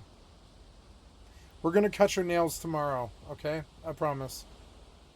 directing my movie Mid-90s that I've started to understand how much that hurt. I really believe everyone has a snapshot of themselves from a time when they were young that they're ashamed of. For me, it's that 14-year-old overweight and unattractive kid who felt ugly to the world and wanted so badly to be accepted by this community of skaters. However, even as he stepped away from the big screen, his physical appearance remained a topic in the press. The late 2010s were plagued with articles discussing Jonah's weight, and it appeared that there was nothing he could do without it being brought up. One of the best examples of this is the Daily Mail. It has been documented that Jonah had lost 40 pounds after he stopped drinking beer, a decision he made all the way back in 2016. The Daily Mail would consistently find ways to shoehorn this fact into any article they could, regardless of its relation. Jonah making a quick stop at the coffee shop, they wrote, he lost 40 pounds when he cut out beer in 2016. Surfing with some friends, they wrote, Jonah Hill pulls down his wetsuit in Malibu to show off his bare chest filled with several large tattoos after losing 40 pounds. And after years of this, Jonah responded to a 2021 Daily Mail article once again about his body while he was at the beach surfing. I don't think I ever took my shirt off in a pool until I was in my mid-30s, even in front of family and friends. Probably would have happened sooner if my childhood insecurities weren't exacerbated by years of public mockery about my body by press and interviewers. So the idea that the media tries to play me by stalking me while surfing and printing photos like this and it can't faze me anymore is dope. As tragic as Jonah's history of ridicule was, it was nice to see that he had finally made peace with himself and his image. He continued to embrace this new image with a body positivity tattoo and became a cultural symbol for self-love. However, this was a double-edged sword. It wasn't just negative comments that bothered Jonah, but even positive comments about his appearance were deeply upsetting to him. I know you mean well, but I kindly ask you not to comment on my body. Good or bad, I want to politely let you know it's not helpful and doesn't feel good. Much respect. It was only a matter of time before all of this would compound, and Jonah would announce a departure from the public eye to manage and deal with what he describes as a 20-year battle with severe anxiety attacks. It was clear that Jonah had become much more vulnerable in the latter half of his career. He had spent years being ridiculed for one of his deepest insecurities, but was now exposing his most sensitive struggles for the world to see with new confidence. This was thanks in large part to his commitment to therapy and relationship with his therapist, Dr. Phil Stutz. Jonah was so deeply impacted by this that he documented himself attending real therapy therapy sessions in a documentary titled Stutz. The film seeks to normalize therapy and introduce those who may be skeptical of the process. Dr. Stutz discusses a concept he describes as tools, which are essentially coping mechanisms and mental habits you can utilize in moments of stress and discomfort. These tools are the backbone of the documentary's narrative, and Jonah emphasizes their importance in helping him manage the many stresses of his life. However, it would come to light that Jonah hadn't entirely used these tools for good, and he would be accused of weaponizing the lessons he learned in therapy to control and manipulate his ex-girlfriend. Jonah Hill made viral headlines in July of 2023 when his ex-girlfriend Sarah Brady exposed text messages he had sent to her 2 years earlier. Shortly after, he revealed that he and his current girlfriend were having a child. Plain and simple, if you need surfing with men, boundaryless, inappropriate friendships with men, to model, to post pictures of yourself in a bathing suit, to post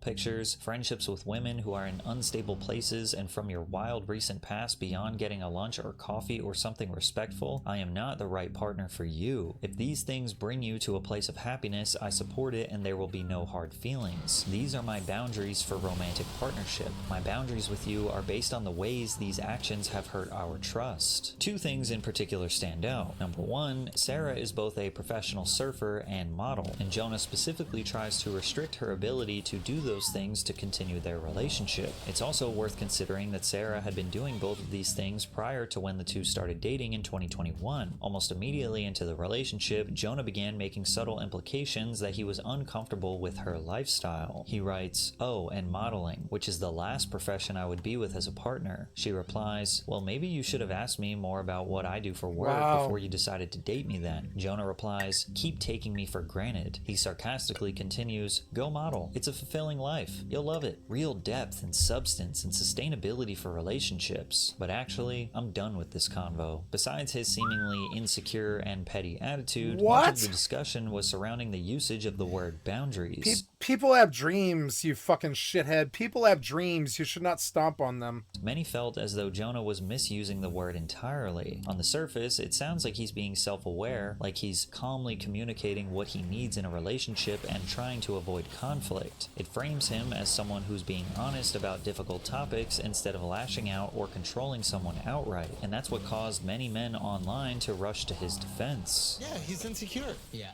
But like, he's not saying like you can't be a human being. He's like, I wish you well. I just personally don't want you posting your on Instagram. I just personally don't want you going on these little surf dates with other men. I just personally don't want a partner that's gonna do that. And if you need to do that, you go for it. I wish you the best. You got it. But I can't have that. I think he did a pretty good job. My boundaries are this. I don't like that. I don't like that. I don't like that. I don't like that. Isn't that what we wanted?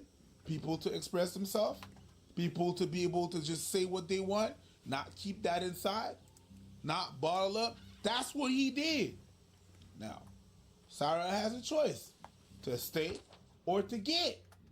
That's it. However, others interpret Jonah's words entirely the opposite way. Instead of setting boundaries on his own behavior, he's outlining restrictions on hers, what she can wear, who she can be around, and even the career she had before they met. So while it's packaged as vulnerability and communication, it can also be interpreted as him attempting to pressure her into changing her lifestyle to surrender to his expectations. Sarah also shares a text conversation shortly after an argument. She voices her frustration at the restraint she feels in the relationship, noting that she was constantly trying to avoid an uncomfortable situation or argument. She looks for reassurance from him, describing her insecurity that he would eventually leave her. However, Jonah responded with hostility and passive aggressiveness. "You're right. We can't do surf social things or develop trust until you consider me and make decisions that give regard to our relationship. I have been as vulnerable as possible, and I am telling you I am needing you to step up to the plate, which you can. I am sure of it. But these losers don't get your time if you want me. Straight up. It's consideration. If you want marriage and family, you can't use the 25 card. Step up and cut.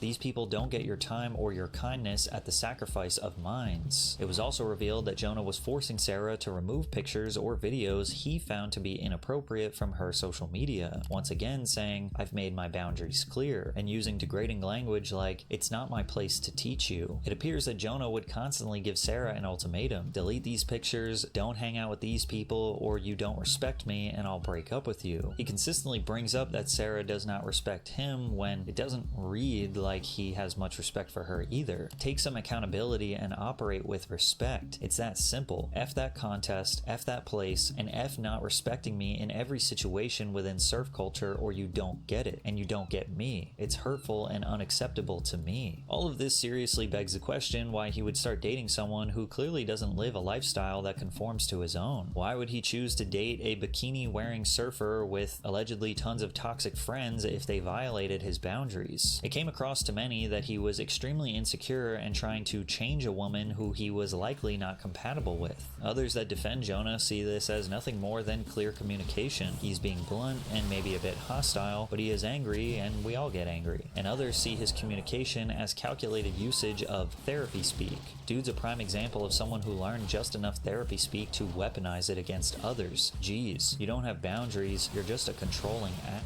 This was easily the biggest controversy of Jonah's career, with countless media outlets labeling his behavior as abusive. However, even those who were opposed to the way Jonah was speaking to his girlfriend were quick to say that this was not abuse. Insecure? Yes. Rude? Yes. Toxic? Potentially, but not abuse. This created a PR disaster for Jonah, but he chose to stay silent in regards to the situation. However, he did respond through his lawyers after Zoe 101 actress Alexa Nicholas accused Jonah Hill of shoving her against a door and kissing her without her consent when she was 16 years old and he was 24. His attorney, Marty Singer, responded calling Alexa's accusations a complete fabrication, adding that it never happened and that she was a serial accuser who has made assorted accusations against multiple men in the entertainment industry. Jonah has continued his separation from the spotlight and hasn't made any form of public appearance since the call-out. Still to this day, most of what you see from him is paparazzi capturing photos of him on the streets of Los Angeles, still commenting on his weight loss whenever they see him looking different. He recently made headlines again after being pictured looking completely unrecognizable, although it's worth clarifying he was on set for a movie he's starring in. Jonah Hill's Hollywood legacy is a strange one. He's undeniably one of the iconic comedic actors of his generation, responsible for hilarious performances that have lasted decades, yet the conversation around him rarely stays focused on his work for long. It always drifts back to his body, his personality, his relationships, anything but the thing that made people pay attention to him in the first place. And no matter what version of himself he presents, there's always a reason to critique it. If he leans into comedy, he's unserious. If he tries to evolve, he's pretentious. If he speaks his mind, he's toxic. And if he stays quiet, he's guilty. And that's the uncomfortable reality of his career. To a lot of people, Jonah Hill just can't do anything right. But at least he gave the world some amazing comedy films. That stretch of early 2000s comedy movies was one of the greatest runs in history. But now, comedies are dead. But check out this video if you want to hear how that happened.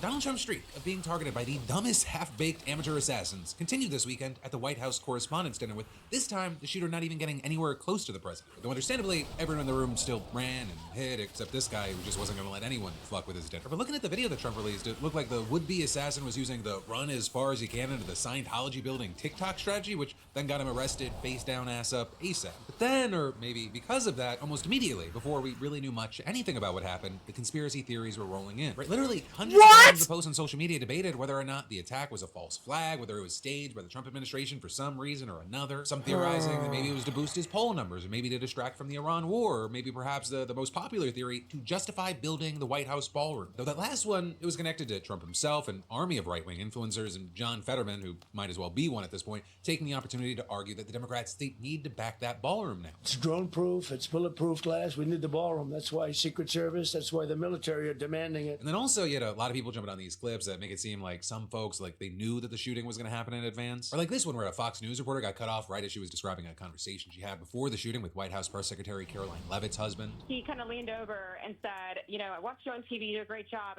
You need to be very safe. And he was just very serious when he said that to me. And he kind of looked around the room and he said, you know, there are some... But with that, she later explained that her call got dropped because the room had notoriously bad reception, and she added, to finish the story, he was telling me to be careful with my own safety because the world is crazy. You also had plenty of people jumping on this comment that Caroline Leavitt herself made earlier that night. There will be some shots fired tonight. But it's pretty clear from the full context there that she's talking about Trump taking metaphorical shots at the press during his speech. Though interestingly, someone that was not on board the false flag narrative was Alex Jones. And he's someone who still thinks that there was a second shooter at the Butler rally, and he thinks that the false flag narrative is bullshit. No. You had too many of the D.C. police, Secret Service, all of them involved. The very small percentage of those guys are corrupt. Something like that right out in the open. A registered Democrat, Trump derangement syndrome, 30-year-old teacher. Now, with all that said, as far as the guy who got arrested, we know that his name is Cole Thomas Allen, and yes, he's alive despite initial rumors that he got killed. He's also now been charged with using a firearm during a crime of violence and with assaulting a federal officer using a dangerous weapon, though I will say additional charges are expected. And as far as what we've learned from people who know him, they've described him as a smart, kind, seemingly normal guy, and many were shocked to learn that he did this. We also know that he's 31 years old, he lived in Torrance, California, he went to Caltech for engineering, and he just finished his master's in computer science. He even developed his own video games and was a part-time tutor for high school kids. But as far as his motive, Alex Jones does appear to be right, at least in one regard, right? He does appear to be, if not a Democrat, at the very least anti-Trump. You've got federal records showing that he donated $25 to the fundraising platform Act Blue for Kamala Harris. Also, according to a White House official, Allen's sister told authorities that he attended a No Kings protest in California and belonged to a social justice activist group called the Wide Awakes. She also reportedly said that he had a tendency to make radical statements, and his rhetoric constantly referenced a plan to, quote, do something to fix the issues with today's world, which is pretty consistent with a manifesto that Allen supposedly sent to a family member about 10 minutes before the shooting, signed Cole, his friendly federal assassin, Allen. And in it, he apologizes to his parents, his students and colleagues, hotel staff and bystanders, and in his words, all those who suffered before I was able to attempt this, and all who may still suffer after failure. But then making it clear that his targets were administration officials, though strangely he excluded FBI Director Kash Patel. And as far as why he said he did this, he explained, I am a citizen of the United States of America. What my representatives do reflects on me, and I am no longer willing to permit a pedophile, rapist, and traitor to coat my hands with his crimes. Which then led us to the next thing we have to talk about, which is the sit-down interview with 60 Minutes. Because Nora O'Donnell, she read that quote to Trump, and this was his reaction. What's your reaction Well, to I that? was waiting for you to read that because I knew you would, because you're horrible people. Horrible people. I'm not a rapist. I didn't rape anybody. Do you think he was referring to you? Excuse me. I'm not a pedophile. You read that crap from some sick person, you should be ashamed of yourself reading that, because I'm not any of those things. Mr. President, and I these was are never, the gunman's words. Excuse me. You shouldn't be reading that on 60 Minutes. You're a disgrace. But go ahead, let's finish the interview. With many people after that saying the Trump saying, I'm not a pedophile is kind of his Nixon, I'm not a crook moment. But one, we'll see there, and two, continuing with Manifesto, Allen expressed a remarkable amount of concern for people that he considers to be relatively innocent. He's saying that he'd only shoot Secret Service, Hotel Security, Capitol Police, and National Guard if necessary and non-lethally if possible. Then adding, in order to minimize casualties, I will also be using buckshot rather than slugs, less penetration through walls. But then also, despite all that, he admitted, I would still go through most everyone here to get to the targets if it were absolutely necessary, on the basis that most people chose to attend a speech by a pedophile, rapist, and traitor and are thus complicit, but I really hope it doesn't come to that. So yeah, if you take the manifesto at face value, the motive appears to be pretty straightforward. But also, you're seeing Trump and a host of White House officials pushing other narratives, one including that Allen was actually motivated by a hatred for Christians. He's radicalized. He was a Christian, a believer, and then he became an anti-Christian. Now, as for where that idea came from, it's a little unclear, but Allen does make a few references to religion in his manifesto. First, he addresses the hypothetical objection to his attack that, quote, as a Christian, you should turn the other cheek, with him replying that turning the other cheek is for when you yourself are oppressed, saying, I'm not the person raped in a detention camp, I'm not the fisherman executed without trial, I'm not a school kid blown up or a child starved or a teenage girl abused by the many criminals in this administration. Turning the other cheek when someone else is oppressed is not Christian behavior.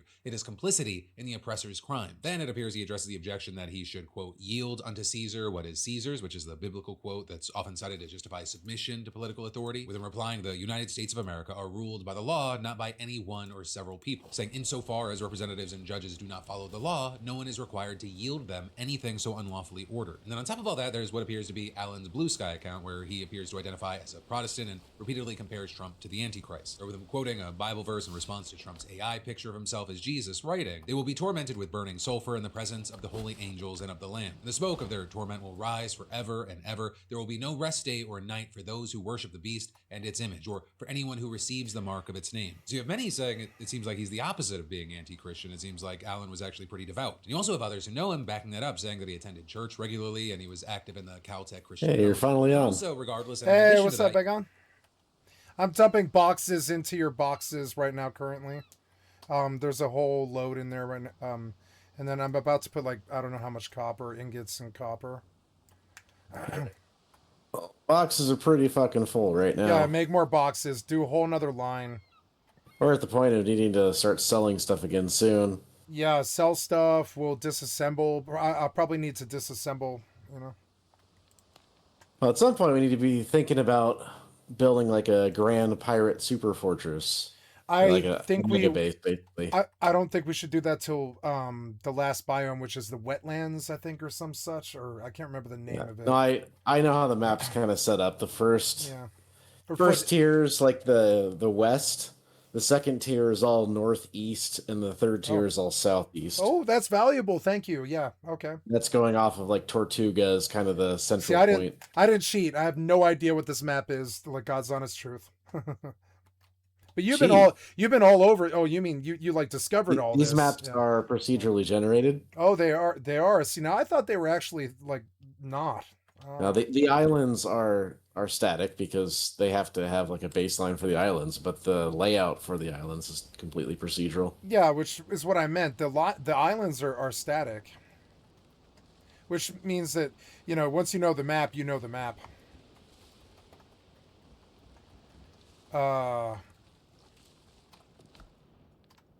Oh, I came into the wrong game. Damn.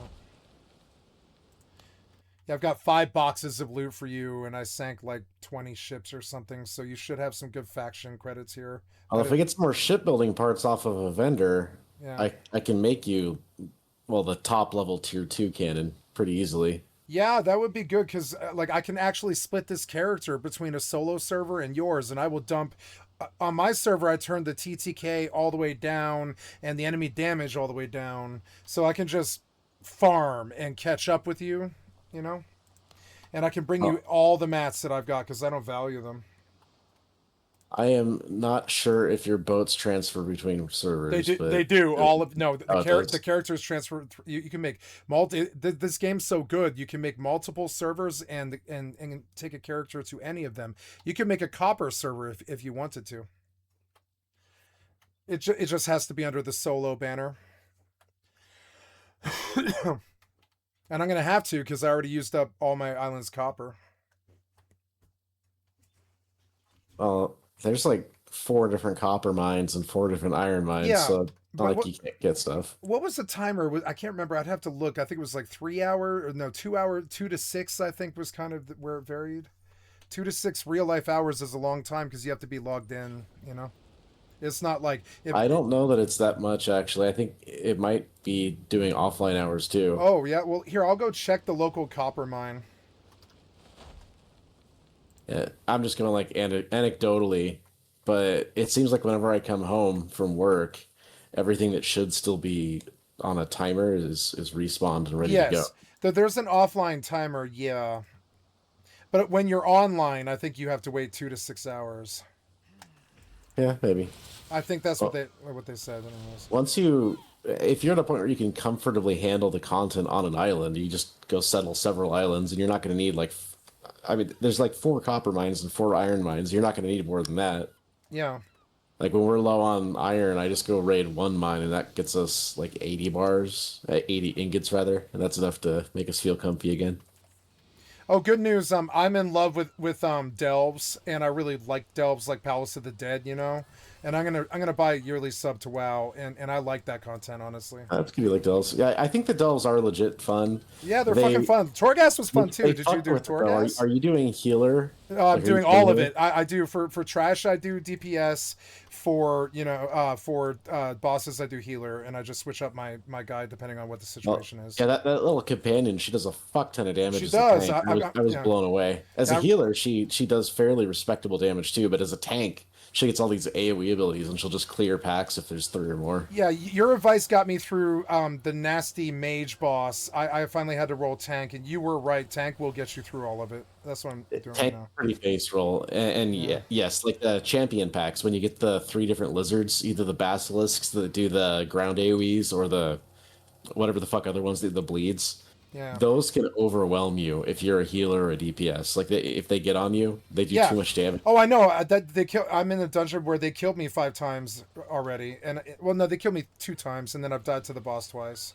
Well, I've never had trouble with them if I'm healing and the NPC is tanking. I just stand back, heal bot. She handles it pretty fucking well. And the problem is, I think they put in like a modification to her because it was too easy with her tanking and you healing.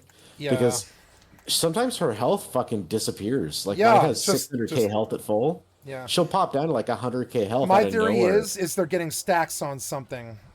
That's my theory. I don't think that's what it is. I think they literally put in something to make it harder for players because she was too tanky. Yeah, that's happened to me like 5 times today. And I was like, she must have reached 30 stacks of something.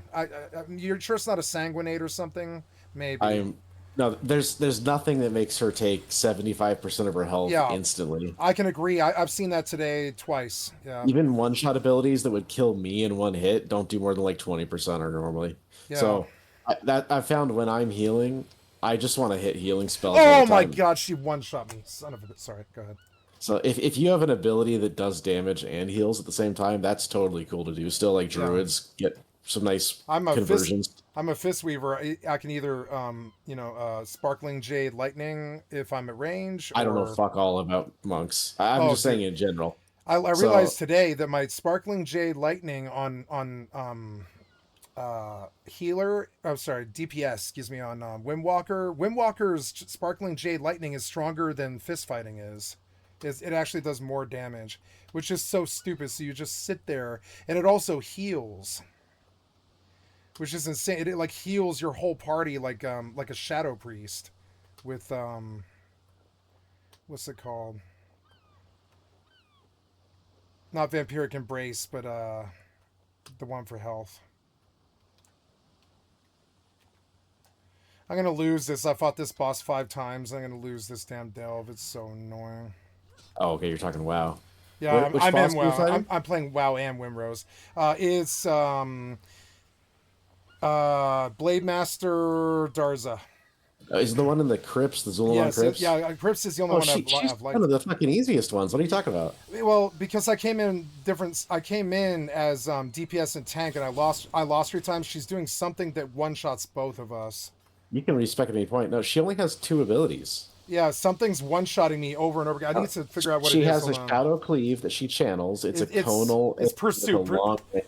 Pursuit did, or no, it wasn't pursuit. Hold on. Then she has an ability where she'll come up and do an AoE. It's Darza Shake. There it is again. It killed me. It's 264,000 damage. Yeah, she puts like a giant pool around her that'll fuck you up if you stand in it. But that's an easy ability. She only does it a few times. Like it's a long cooldown.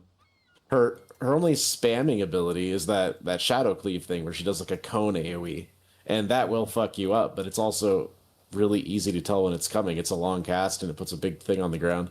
The Shay cleave is hitting me through wall. I'm not done LOS in the last 2 attempts. Well, I've only had to fight her in circular rooms that have stairs, and if you're in a similar room, which I'm pretty sure you are, yeah, you can look at my stream. I've done all the variants of that dungeon. I know how it is. Yeah, it's easy as fuck. You just got to pay attention when she does the cleave. Just sidestep. It's a very small radius. The purple line in front of her. That's not what's hitting me. She's hitting me through a wall for 264,000 with Shay cleave.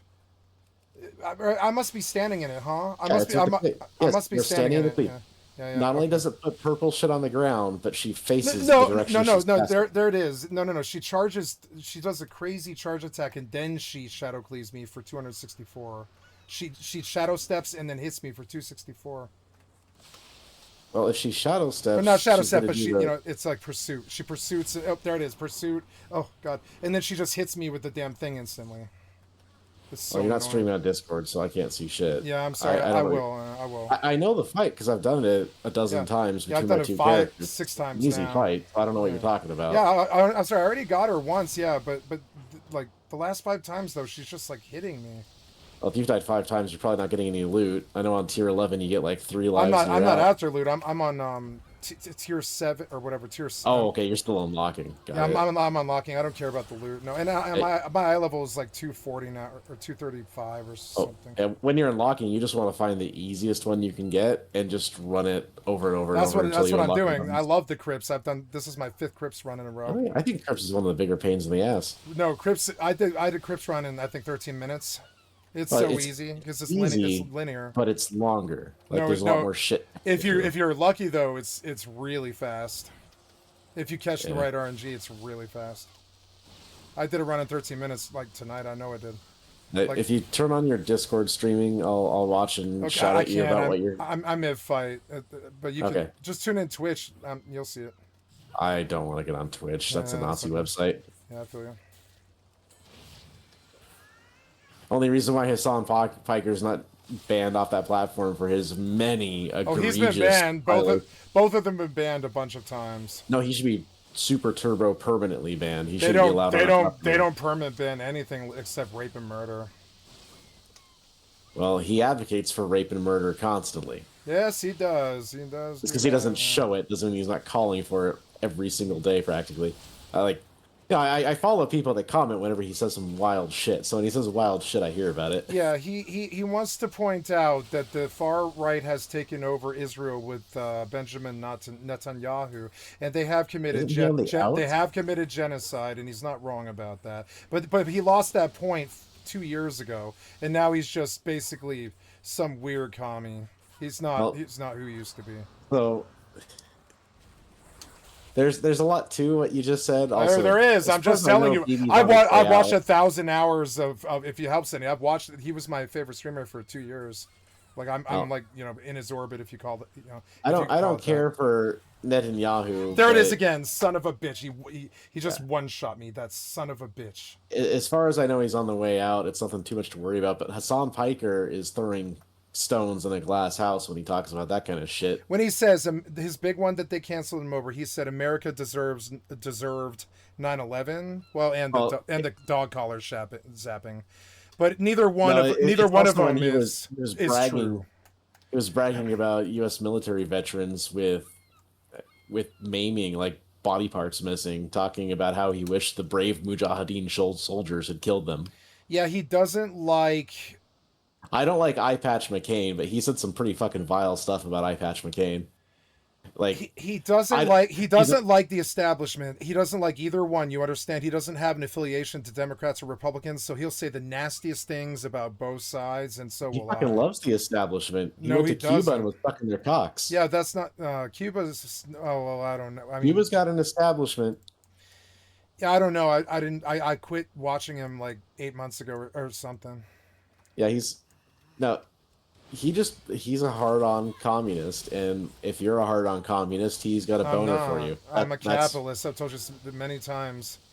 Well, you've got a no, dude. In the last 7 years, I've made. I'm not even going to say what I'm not going to say this. I've made a lot of money in the capitalist system. I'm just going to say that. I firmly believe that you are a kaleidoscope of things. Like when you I am a spectrum. Yeah. Like when you advocate for communist shit, I know that either you're being hyperbolic to an I believe extent. in sharing, Begon. If you needed help, if you were dying in the streets, I would come share with you right now. My impression of the right wing right now is they think that sharing is communism. No. I just said what I thought. Voluntarily what I thought might not be right, you know. You at gunpoint to I'm sorry, but steal your shit and then gives it to people that you have no obligation to support. You disagree with even getting your stuff. That's what start over, buddy. Like the Discord cut out there for 15 seconds. What did you say? Yeah, what right wingers don't like is like what socialism is. Like what we're preaching against is when the government comes at gunpoint, it takes your shit and then gives it to people you don't know, that you don't want to get your shit, that probably don't deserve your shit because the government's decided they should get your shit. Well, I'll tell you, the only I would say socialist or capitalist idea I have is capping the 1% at 100 million. That's the only capitalist control I want. I want free trade. Complete free trade. Sex, money, pussy, drugs, alcohol, whatever the fuck it is. It doesn't matter. Fucking, what's the right wing pushing right now? Nicotine. I don't care what it is. I want free trade, you know? And we don't have freedom. I found a dick and balls rock in a cave. A dick and balls rocket? Well, rock. Oh. Like rocks in caves, the ones that you can smash. Oh, like cool, it looks cool. like dick and balls. I get what the you're way the rocks saying. are Yes, sir. laid out. Your Discord is breaking up very I understand badly. what you're saying about rich people. Oh, maybe I'm lagging. Yeah, you are lagging, buddy. I'm Because sorry. My connection is fine on my end. Yeah. It might be me. Can you understand me well enough Yes, right now? now you're not breaking out anymore. Yeah, go ahead. Right. I was going to say, I have mixed feelings about what you're saying about rich people because half of me agrees and half of me vehemently disagrees with Rich what you're people saying. are not 'Cause inherently I don't like how evil. rich people get a lot of money. I don't want them taking their money and trying to subvert our society, which is what they've been doing. They've been making elite, like Davos group shit, and basically trying to co-op our society, make people do awful, immoral things, buying politicians. I really don't like that kind of stuff. But people can do fantastic things with wealth. One of the reasons why we don't see a lot of like grand monuments and structures is because modern democracies and other governments, the ones that have the money to do that stuff, they don't prioritize it. They don't care about leaving impressions for future generations. They just want to harvest taxpayer dollars, enrich themselves and their buddies, and try to stay in power forever. They don't care about building pyramids anymore. Yeah, my thing is you can't buy much more. But when you get a rich people can build pyramids though. Rich people can go buy a pyramid if they have like Elon Musk money. Elon Musk can go build whatever the fuck he wants. He can go make his own country if he wanted to. And I like that is a possibility. I think that the right person with enough money can do great good for humanity. I'm sorry, I'm just close to the If you end take here. away private, if you cap people at like 100 million, which is a fantastic level of wealth, don't get me wrong, but you'll never have ultra wealthy like Elon Musk who are in a Corporations position can to actually make change. Corporations can have $1 billion. A single individual can't have more than 100. And the corporation, if they want to have $1 billion, I think they've got to donate 750 of it to the greater good. The greater good that doesn't exist apparently. Well, I just told you why I think billionaires should exist. This money bag on yeah, it. the greater This good money is bag on entirely your it. personal interpretation. There is no greater good. Yes, there is. This money bag on it sits in bank accounts. They steal from the rich and they make sure our kids can't even fucking eat, basically. And it sits in their. Well, no, their money's an bank investment. accounts. No, it isn't. It sits in their fucking Their bank money's an accounts. investment. No, it isn't. The demon bankers take it to No, they Cayman own Islands, property. and they no. These rich people, they put 90% away, and they only invest 10. I've been around them all my life. Which rich people? Warren Buffett. Warren Buffett goes. That was in properties. There's a famous Warren Buffett story about how he only eats a sausage McMuffin every morning, and he spends $1 at McDonald's, and he's done this for 37 years, and he says, how much money is that saved?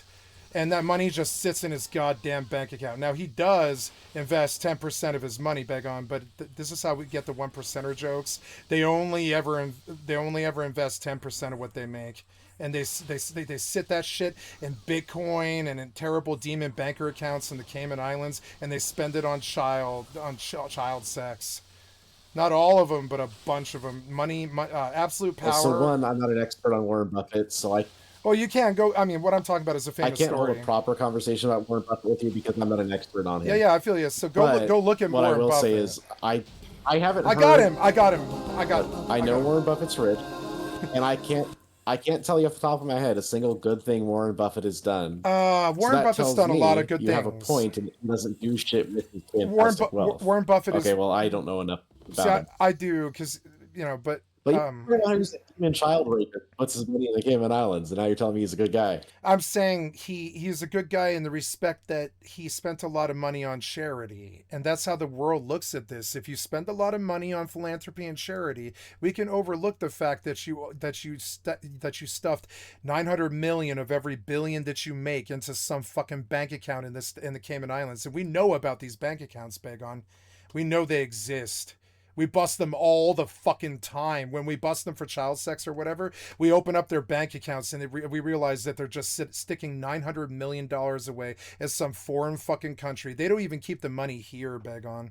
And so you might think I've got some war against the right wing. I like you guys, honestly. I'm halfway you. I believe in guns and I believe in ruling over people like a king when they act like savages. But the problem is the rich people are the actual enemy here. And most of the crazy oligarchs lately, Bagon, are right wing, like from Trump to Peter Thiel to, it goes on down the list. I mean, what are all the Sith? It's Trump, Peter Thiel. Trump's a lot more right wing than he actually is in reality. Well, he is a 90s Democrat. To be fair, and now, he still believes 90s Democrat things. I'm engaging in tribalism here. I'm trying to point out really scary billionaire oligarch types that are affecting us right now. But honestly, it's both sides. Both sides have terrible weaknesses when it comes to this. Absolute power absolutely corrupts, and all this money has twisted both sides of our government and both sides of our political spectrum as well. So I'm done pointing blame at right wingers. I think it's just that money corrupts people. And I don't know how you fight a problem like that either.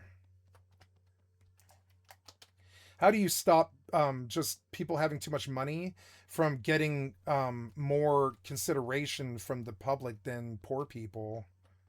You can't. You know? War? War? No, I believe it's war. Yeah. You know, it's funny. My friend Pat, so the Sorry, go ahead. Oh, Kat, I have to dive deep if you want me to actually explain that. We're Go into, dive deep, buddy. If shit, you got some time, I'm using you right now. I'll be very honest. I'm using you for a political conversation. You know. Stay up super fucking late because I already stayed up too late yesterday, and it fucks up my sleep schedule. And if I do it twice in a row, it really fucks me up. I'll bail out of the Discord the second. No, like you're with ready. World War One, you know that. What? I said when you're ready to go to bed, let me know, and I'll just hang up. You know. Oh, okay. I thought you were talking about me. You're talking about our conversation. No, we need to get you in bed so you're ready for your work day tomorrow. So if you're you're ready, like, World War One started. Or World War One got as bad. Oh, hold on, I gotta stop. I'm fighting alpha wolves and they're fucking me in the ass right now. Yeah. I'm done with WoW. I can log. I'm level 8. It delves. And I'm fucking dead. Of course you are. There's 2 alpha wolves, and one of them is hard enough, but 2 of them is like, if one gets his power attack on me, I can't even bandage. They're on me so hard. Are you on that same island where the big trees were? Because I died to those guys like 8 times. You haven't been to this island? No, I haven't, huh? I'm bringing you boxes and boxes of loot now. Nasty. No, one alpha wolf isn't too bad because even when he lands his bullshit power attack, I can just bandage because he gives you like a break in his attacks. But when there's 2 of them, you don't get that break where you can bandage up and dance around to get your health back up. That also means 2 of them are now they're taking turns trying to power attack me. You don't like Souls games, but you're particularly good at Souls, Bagon. I've seen you fight. Well, not I suck ass. No, you're. Charlie bought me Elden Ring and was playing it with me, and I was terrible at that fucking game. I beat Elden Ring in hour 72, I think.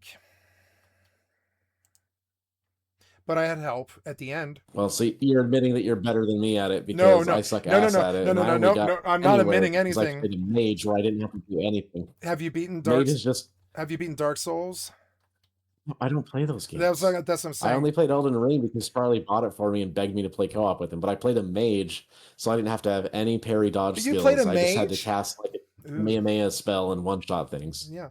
The only reason I feel like that I may have done it faster is because I've beaten Dark Souls like 50 times, and I've beaten Dark Souls 2 twice, and Dark Souls 3 once, Bloodborne 3 times, Sekiro twice. So, like, you know, it's just experience. If you had done all of those runs that I had done, you would have done it faster. Plus, I had my friend carry me with a Rivers of Blood, you know, for the last... I don't have very good dodge parry skills. Neither do I. I don't dodge and parry. I don't dodge or parry. My only exposure to Dark Souls was when I went to SakuraCon years ago. You went to SakuraCon? Wow. It was when My Little Pony was big, because I thought I was going to an anime convention, but half the fucking thing was devoted to ponies. That's where I learned about My Little Pony. But they had a game room set up, and I went in there because they had like game consoles, shit like that. So we went in there for like 10 minutes, but I sat down with my friend, and I got on one of the Xboxes they had set up, and it was set up with Dark Souls 1. So I made a new character and went to the tutorial area. And as soon as I got to the tutorial area, I followed this like mountain path, and I found myself in a graveyard with a bunch of, I think it was ghosts or skeletons. Yeah. And they fucking one-shot me. Yeah. Now I found out like 5 years later when I was complaining to someone about how stupid hard Dark Souls was. No, it's not hard. I was picking the hellish terror god mode area that only the most crackheaded of crackhead Koreans have ever managed to clear, that gives you a god weapon if you actually get through it. And I made a mistake going down that path. Do you know how good this content is that you're doing right now? It's amazing. I basically just fucked myself by going down the wrong path because I didn't know what I was doing. And but that was my impression of Dark Souls. I was like, this isn't fucking fun. No. But I'm not good at parry timing and stuff like that. look at this game. You know, I can't parry to save my life. I We're have to WoW get by players. dodging. We don't parry. We kick. Yeah, I channel stuff and I sit in the right place to channel my thing during the boss ability, that kind of shit. Okay. It's tactical. It's not timing based. I put 10 more empty boxes down, and I'm filling 5. Just, you know, I changed your base, just so you know.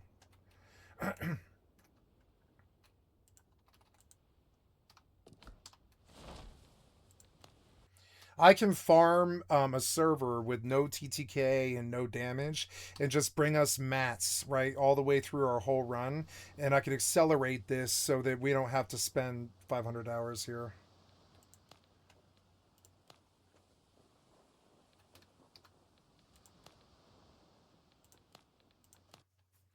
And I could also catch up to you, which is good. I'll probably catch up like probably 2 days. Because I think you're like 3 days ahead now.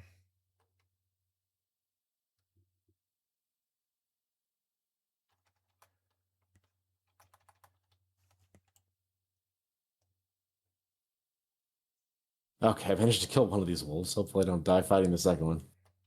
These things are loot pinatas when you kill them, but they're so dangerous. Yeah.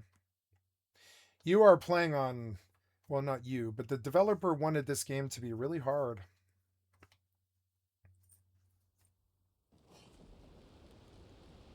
When I turned it all the way down, Begon, it was like getting a free copy of New World. Like, and I love this game now, because if you turn the TTK and the fucking damage that they do down, it just plays like New World. I love New World. I didn't know how easy New World was. Yeah, sorry, I didn't mean to distract you. Yeah, my harebrained theories about rich people. So, you know, World War One happened because there were so many gigantic alliances that all the different countries made to prevent war from happening. But then when Franz Ferdinand got murked by very good, and the Lusitania, yeah, it pulled everyone. Well, that's what pulled us into the war. But the war was already engaged. But when we're in the war, it's going to be over. Anyway, when wars are going, there's winners and losers. Power brokers are constantly losing all their shit, depending on which side they happen to fall. But when World War One happened, you know, they tried to make a super plan to stop that from ever happening again. They fucked up. They did it wrong, and World War Two happened. You know, they capitulated to Hitler too many times because they kept thinking that would stop World War Two, but they literally created it by capitulating to him. And then also by being a bunch of racist fucks and excluding the Japanese from the victory conversations, even though they helped the Allies in World War One. They also gave a giant chip to the shoulders of the Japanese people, who then wanted an empire, so everyone would have to respect them and stop being racist fucks against them. So there's a lot of reasons why World War II happened, but it was entirely due to rich white Western men being fucking idiots. Yeah, the ones that were in power anyway. Yeah, that's 1%. Yeah, since the Occupy movement, we've been out to fucking cancel them. Well, so what I'm getting at is, it used to be during wars, which had happened all the time, and be smaller scale. You'd have people's wealth constantly being built up and disappearing. It was much more merit-based in a lot of ways, because it was easier to lose your stuff from being the wrong conflict, or maybe pirates sunk your ship because we didn't used to have the U.S. patrolling all the waterways in the world and guaranteeing free trade. Mm-hmm. So anyway, since the post-World War II world, where the U.S. has basically been the single dominant power, and we've been the world police and all that shit, it's been possible for people to Don't forget Britain, Begon. Britain controls Europe. Well, did you know Britain has a lower GDP than fucking Mississippi? Yes, I do, because the pound is... They'd be the last state. I'll tell you why, how I know that, because the pound is 75 cents to the American dollar, which is weird, because up until 2010, the pound was $2.25 or something in American. But it's down because their countries. Well, it's Brexit. It's Brexit caused this. Brexit reduced the pound from $1.89 to like. You really believe that's entirely Brexit? No, it's many things. It's rich people pulling funding from education and the National Health Service.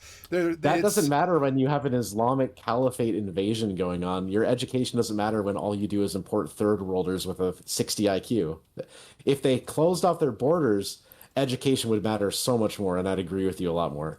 But when you bring in unlimited third worlders that fuck their cousins, education investment doesn't matter for shit. You know, it's funny. How I feel about this is I think America should have open borders because we have so much empty land that could actually service a lot of people.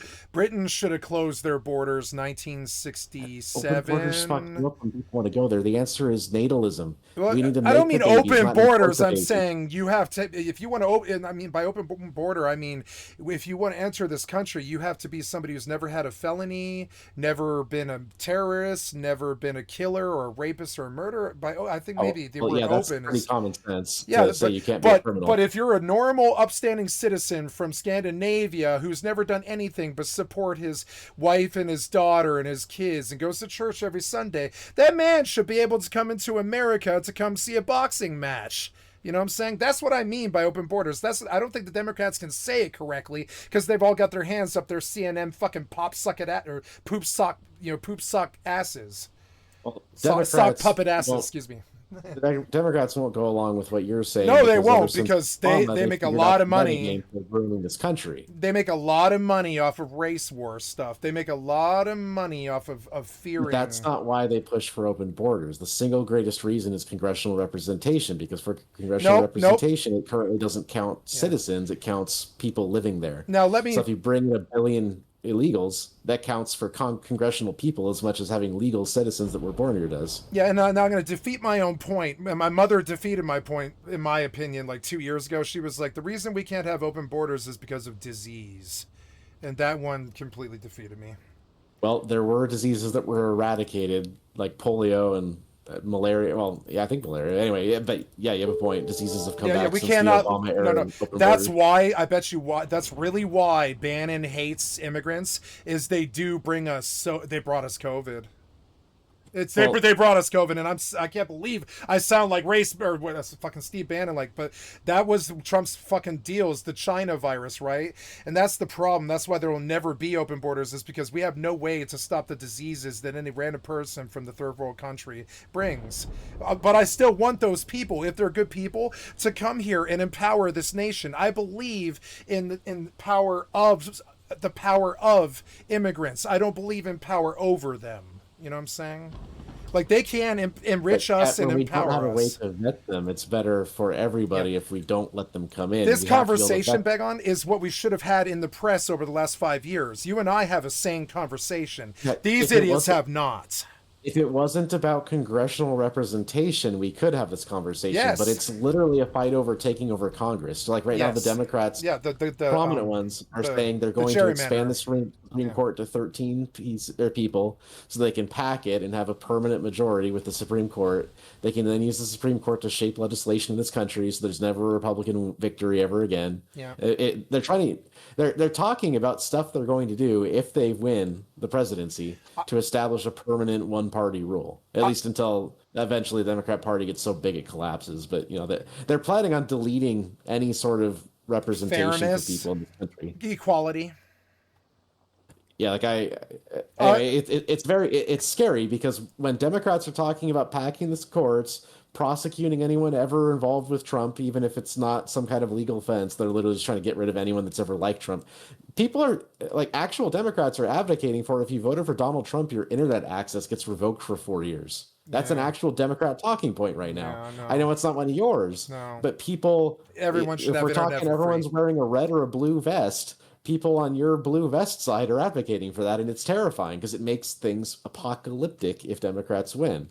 Republicans could potentially calm down and say, it's not a big deal. I'd rather they're not.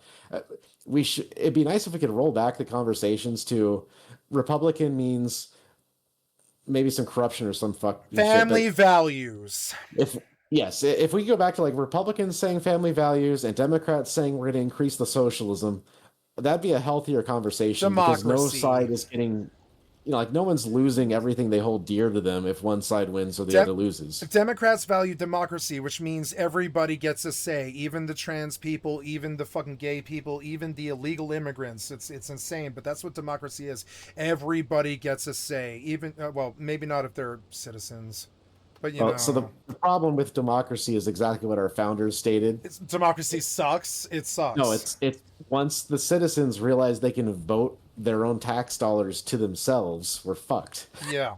Which is exactly what's happened. That's the selective socialism kind of shit going on. Yeah, my problem where my mind rests today is how do we solve greed?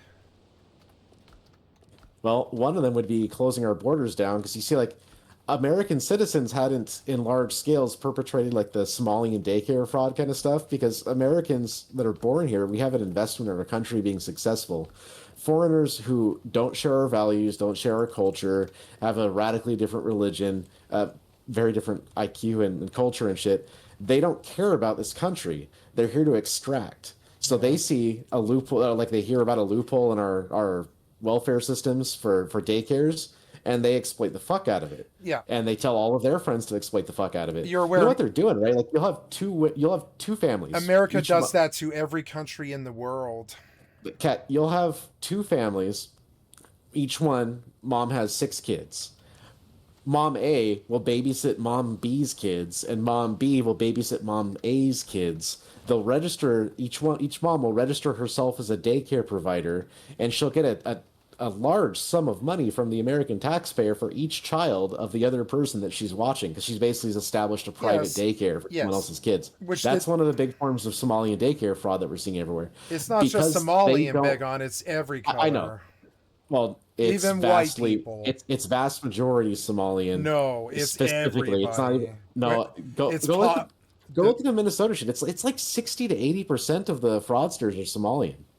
I don't know how you would get a statistic for that with that, like, unless you were the government. How, I mean, the media, the media does not know what crimes Somalians have successfully or unsuccessfully done. We are ignorant when it comes to that. You have been, what's the word? No, you have been sidetracked by a fallacy, and it's called. No, I haven't. Yes, you have. Yes, you have. It's called. Yes, you have. It's called mountains out of molehills, because it's not just Somalians. It's the healthcare. The healthcare. Yes, I have, and that video was debunked. It wasn't debunked. Yes, it was proven.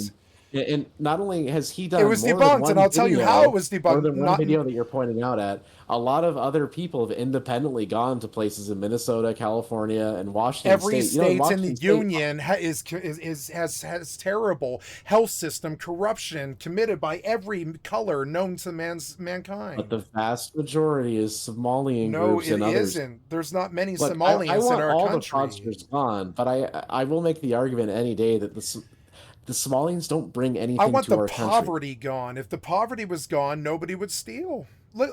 Have you seen charts with stats on them for like the net wealth over the course of their lifetime that immigrants from different countries around the world bring to this country? Because when you look at people that come from, I'm using some generalities here, but I like your point. Like when people come from European countries, like Scandinavian countries specifically, they bring a lot of money here. And also Asian countries. I like your point. But the ones that come from African countries, it's a spread. I'm not saying every African country is the same, but like Somalia is the worst, literally. But like if a Japanese immigrant comes here and generates a net income for the like a net benefit to the U.S. of $900,000, the Somalian has a net penalty of $800,000, something like that. I'd have to look at the exact numbers, but you get what I'm saying. Immigrants from certain countries benefit the U.S. or hurt the U.S. more than others as a generality, and we should be increasing immigration with the ones that help us, like Japan, and decreasing it with the ones that hurt us, like Somalia. Also, most of the Somalians that got here are actual communist guerrilla. Oh, they're part of a communist army that was overthrown. Ilhan Omar's grandfather, if I'm not mistaken, was the leader or one of the leaders of that army. They're literal communist terrorist guerrilla fighters that were overthrown, and to avoid being killed by the other warlords that took them out, they basically got cut a deal by Biden to come over here, basically feed off of our tax dollars, our social welfare systems, and vote for Democrats forever, and we'll just overlook all the shit. Like, Tim Walz knew about everything. Gavin Newsom knew about everything, but they were keeping quiet. Tim Walz has been caught silencing for people in his own administration that were trying to expose the fraud. Like, he said, hey, these Somalians are stealing from us. And he told them to stop looking at it. Because it was the don't ask, don't tell. You vote for me. I don't look into the shit you're doing. You go to our charity fundraisers and give us a few bucks, and it's all good. Like, this extraction is awful. It's so criminal. And, like, with these Somalian communist terrorist army members that came over here after their leader fell, there's no reason they should be here. They're only here to prop up politicians, in my mind. I have not ever seen or heard any good arguments other than that. They came here seeking the dream, Begon. Then they signed up, they came over, and they found out that the rent's $2,000 in fucking Minneapolis, you know what I'm saying? And they can't pay it because it's fucking 30, 40 grand a year, and they're only making maybe 50, 60, something like that. And the same poverty that causes every other race in the fucking lexicon to steal affects Somalians. I think you're making mountains out of molehills. When you consider healthcare fraud, I think you're going to find probably 75% of it is Caucasian. I don't believe that. You have to show me some hard stats. That's what I'm saying. There you go, Begon. That's what I would have said about Somalians. Is I don't believe that. You're going to have to show me some hard stats. Well, if I because also, I would look up the hard stats. That okay, look at here's hard stats. Right? How many Somalians are in our country? It's maybe 1 million. Do you really think? Do you really think there's probably how many white people are in America? Probably what 240 million. Do you really think that 1 million Somalians compared to like 200 million white people? Do you really think the Somalians are the only people here stealing from our healthcare system? And you begin to see why I think it's an outlier that you focused on because of the color of their skin. Well, the same way. Or that you can where have a they stat, come from. Like 3% of the population committing 80% of the violent crime. I'm pretty sure the Somalians can be guilty of a very outsized portion of the fraud. This crime, is white collar crime. It's almost stereotypically white. Well, and it's not specifically the Somalian thing, although that is a factor. It's a two-part thing. They're also Muslims, and Muslims have this thing called taqiyya. They're literally told to lie, cheat, kill, steal, destroy anything if it advances the cause of Islam. Well, what is stealing healthcare dollars to make 10 person families? Have you ever met an Islamic person, Begon? Yeah. Yeah. Okay. So have you ever talked to them about this? Taqiyya is a real thing. You can't trust. Well, it's a real thing. Okay, Begon, person that I've actually conversed with in any great extent what you're he's describing a fairly moderate Muslim. He's almost like a Mormon version of a Muslim, like he's an offshoot Muslim. But you still can't truly trust what he's saying because taqiyya is a real thing. I am friends with like 60 or so Syrian, and shout out to my friend in Denver. I can't say his name, but I'm friends with a whole Syrian cell of people who are Muslim, right? And the problem with you saying taqiyya is you're assuming that it's kind of like assuming that everybody follows that doctrine, right? And my counterpoint is imagine if I'm trying to find the words to say what I'm trying to say. Would you ever? You need to leave Islam. The problem is they kill people that deconvert. So there is an issue in that they're not free to leave. Whereas like Christians that don't believe Christianity, they need to say you're not a Christian. No one. Would you ever benefit any other country than America? What do you mean by would I benefit? Would you ever help anybody? Not anybody, but like, would you ever enriching people from a different country than America? What do you mean? Like just give our shit to them? Do you mean like build them up so they can be self-sufficient? No, I'm talking about the point I'm getting at is in the way that Islamics or Muslims or Shiites will only benefit themselves and only work for their entity and their nation and their people. We have the same exact pride. We do the same exact thing. We don't like in the way that they come here and try to make money off us, and they don't ever benefit us or whatever. Although I don't want to make that point because they do. They pay taxes, and they're good people. They're good Americans and stuff. They wouldn't ever do for us because they're not us, and we wouldn't ever do for them because we're not them. Do you understand? So you're pointing your finger at them, being like, you wouldn't ever help us. You wouldn't ever help us. You're only here to make money off us. Yeah, because they're not us. They're just immigrants from another country. They're going to send all that money away. They're not going to ever help us in any way or form. In the same way that if you were to go to, say, live in Iran, you're going to send all of your money back to your family in America, and you're not going to give a flying fuck what happens to Iran because you're from America. And I'm saying that when you see that everyone, You're not making a point for immigration right now. I'm not. I mean, it sucks, but I mean, so, and you can see it. I think my point sort of helps you. That's why I make it. But understand, the consideration needs to be made. You are demanding that they stand for your flag, and you're demanding that they only capitulate to America. But these people aren't from here, buddy. And They have to want to integrate. When my fiance comes here, illegality is a big factor in this. I'm talking about legal people. That she integrate as an American as much as reasonably possible. Now, I don't think live in America. I don't think they care if an American speaks I don't know what's the language, Farsi, right? I don't think they care if an American speaks Farsi. We have that, like, well, at least the right wing I think does. We have that fierce nationalism. But I don't know. I'm okay with an immigrant from Venezuela coming in as long as they don't break the rules. And I don't care if they're loyal to my country or not. They're not from here. Is that a weird point to make? I don't expect loyalty out of people who weren't born here. I think you kind of expect things from people who just came here to chase the dream. American. And remember, a lot of them pay taxes. If they didn't, they'd be out. One thing that they would be out of their ICE is for people who go undocumented and all this. But if these people ever committed a crime, if they ever didn't pay a single dollar in tax, they'd be out on their fucking asses, green card gone in a week, and they're gone. I've known people like that. I had a friend. I'll tell a story about this. Mike Dorman was a white fucking shitty 1%er asshole from Denver, Colorado, in the district of Cherry Creek Drive North. Well, Cherry Creek is the name of the rich part of the town, where where the most expensive mall in the city is, and rich side of the tracks, right? And I worked at a car wash there, and for some reason, he decided that he wasn't going to pay anybody for like 5 weeks. And this is the general manager of the Waterway Gas and Wash at Cherry Creek Drive North. And so my friend Luke, he's a lot like you, Begon. He doesn't, I won't put words in your mouth, but I'll say he did not like Mexicans. He did not like illegals taking money. He did not like the Mexicans at the car wash. He took the job because I gave him a reference, right? But he when he went there, he was like, I can't handle this. I can see all the things that bother me right in front of my face every day when I work.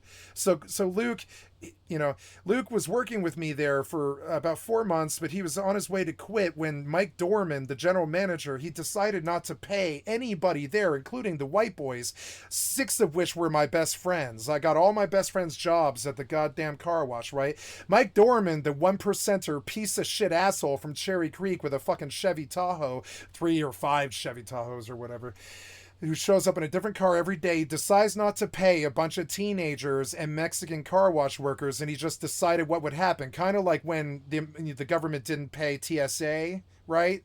Exactly like that, when the government didn't pay TSA.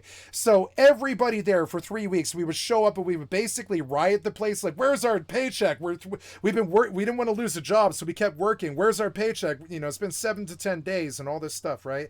So eventually, all of us just quit because the paychecks never came. He kept saying, it'll be tomorrow, it'll be tomorrow. 3 weeks passed by, and my friend Luke, he calls INS, and he 6 INS on the fucking Waterway Gas and Wash at Cherry Creek Drive North, and my friend Luke is very proud of this. He would be very proud if I told the story.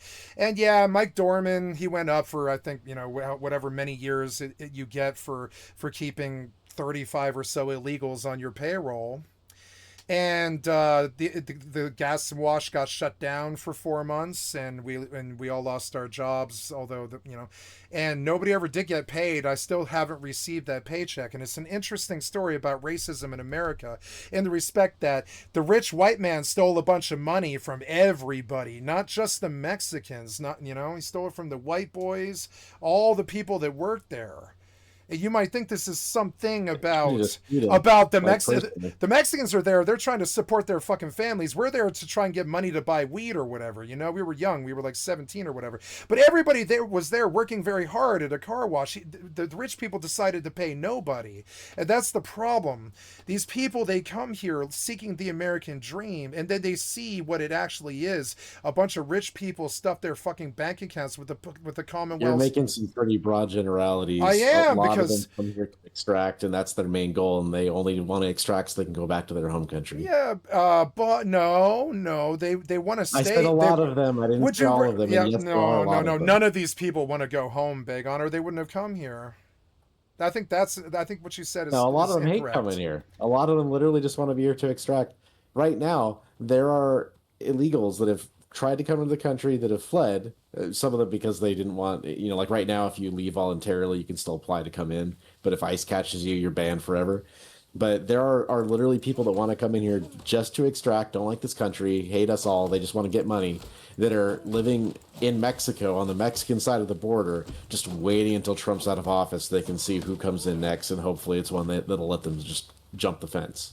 Like, obviously everyone's different, everyone's got different motivations, but there are a lot of them that are literally just here to extract. Yeah, I'm saying, I think there's other underlying things about the story that I told, which was that my friend Luke, he felt very powerless in his own country against his own system, and he even like called the cops and told them Mike wouldn't pay him and stuff, and nobody gave a living shit. Nobody cares about a 15-year-old kid not getting his paycheck. They don't care, Well, of course, that's an awful story. It is, and where I'm going somewhere with this. It would have been better if that had happened. Yeah, in the end, INS solved the fucking problem. I mean, we all lost our jobs and we never did get those paychecks and stuff, but it at least brought the bad person to justice. And the power was this fear of, I think it's xenophobia. He like used the fear of people, of immigrants to get what he wanted. But that was the only. You gotta stop blending immigrants with illegal immigrants. It's very disrespectful to legal immigrants because they actually went through a process that's a pain in the ass and expensive and long. My fear was, and you shouldn't try to blend them. Legal Mexicans hate illegal Mexicans because they're cheaters and thieves. I think that's a sweeping generalization and a fallacy that I would not engage in. How many old school Mexicans do you know? You're like putting words in their mouth. I haven't talked to a single Hispanic guy that's here legally that appreciates illegals coming in here. The biggest advocates for legal immigration are legal immigrants because they've gone through the process and they don't want someone cheating through a game that they had to work hard for and actually put in the time and put in the money. I think that's it's like if you're playing World of Warcraft and you see some guy that's botting Zul'Gurub to get unlimited money with fucking bot program mages. It's cheating. You hate those people because they're fucking cheating. They're using a program to get more money than you could ever get spending all day farming thorium and Eastern Plaguelands. They're just cheating to get it. That's how legal immigrants feel about illegals. And I sure wouldn't want someone comparing me to the Chinese bot farmer if he's talking about sweeping generalities of WoW players. I think many peoples of the world seek asylum here, whether we give them permission or not, because they have terrible problems where they come from. Same as us. We had terrible problems when we came here with King George. There are only 2 countries in the world that asylum seekers can come from. 2? You know what those countries are? That's Mexico and Canada. It's nearest safe country is what qualifies a place as an asylum destination. So if you're not Mexico or Canada, how many countries have asylum established in America? Or adjust my statement there because Cuba, obviously, it's a waterlocked country and we're fucking close to them. They're basically an extension of Florida at this point. But you get my point.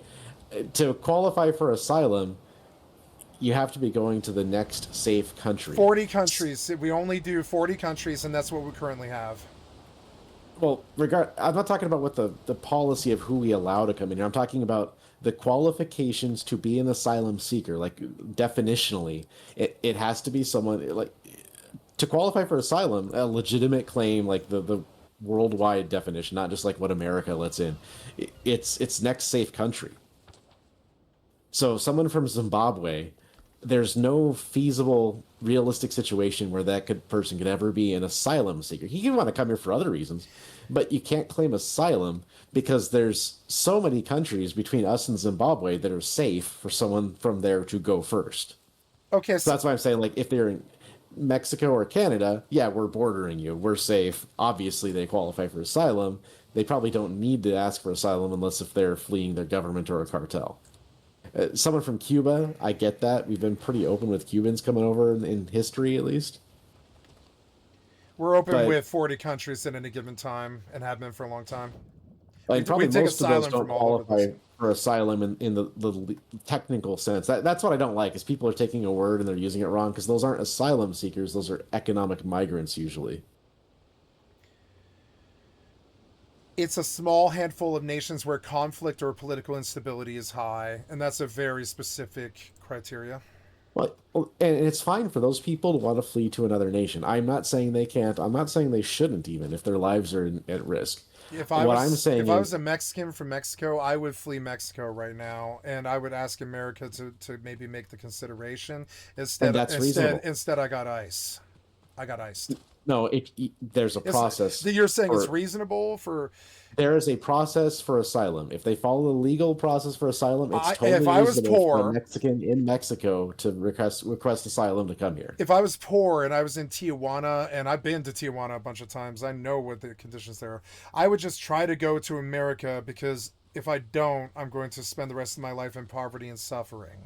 I don't particularly care about that when you're living in a one-room shack with 7 people. I don't care about what some you know what, rules as the one who lives here, who has always lived here and has no other country to flee to, I care.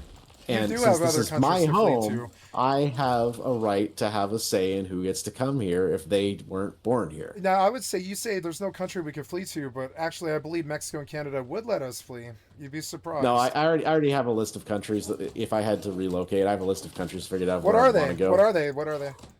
But I was more saying, like, we don't have an ancestral homeland to just go return to. Even the ones that most of us came from have been turned into caliphates at this point. But I would say in the current state of the world, things currently are, nothing changes crazily. Well, I've got a Filipina fiance. Congratulations. Yeah. So obviously the Philippines all of a sudden is on the list. But other than the Philippines, I'd say El Salvador is probably number 1 after Bukele. He's turned that country into a dreamland. And then Argentina's doing pretty well right now. They're at least in a recovery from socialism. Argentina is the best in the world. They're BRICS. They're at the top of BRICS. They're the new America.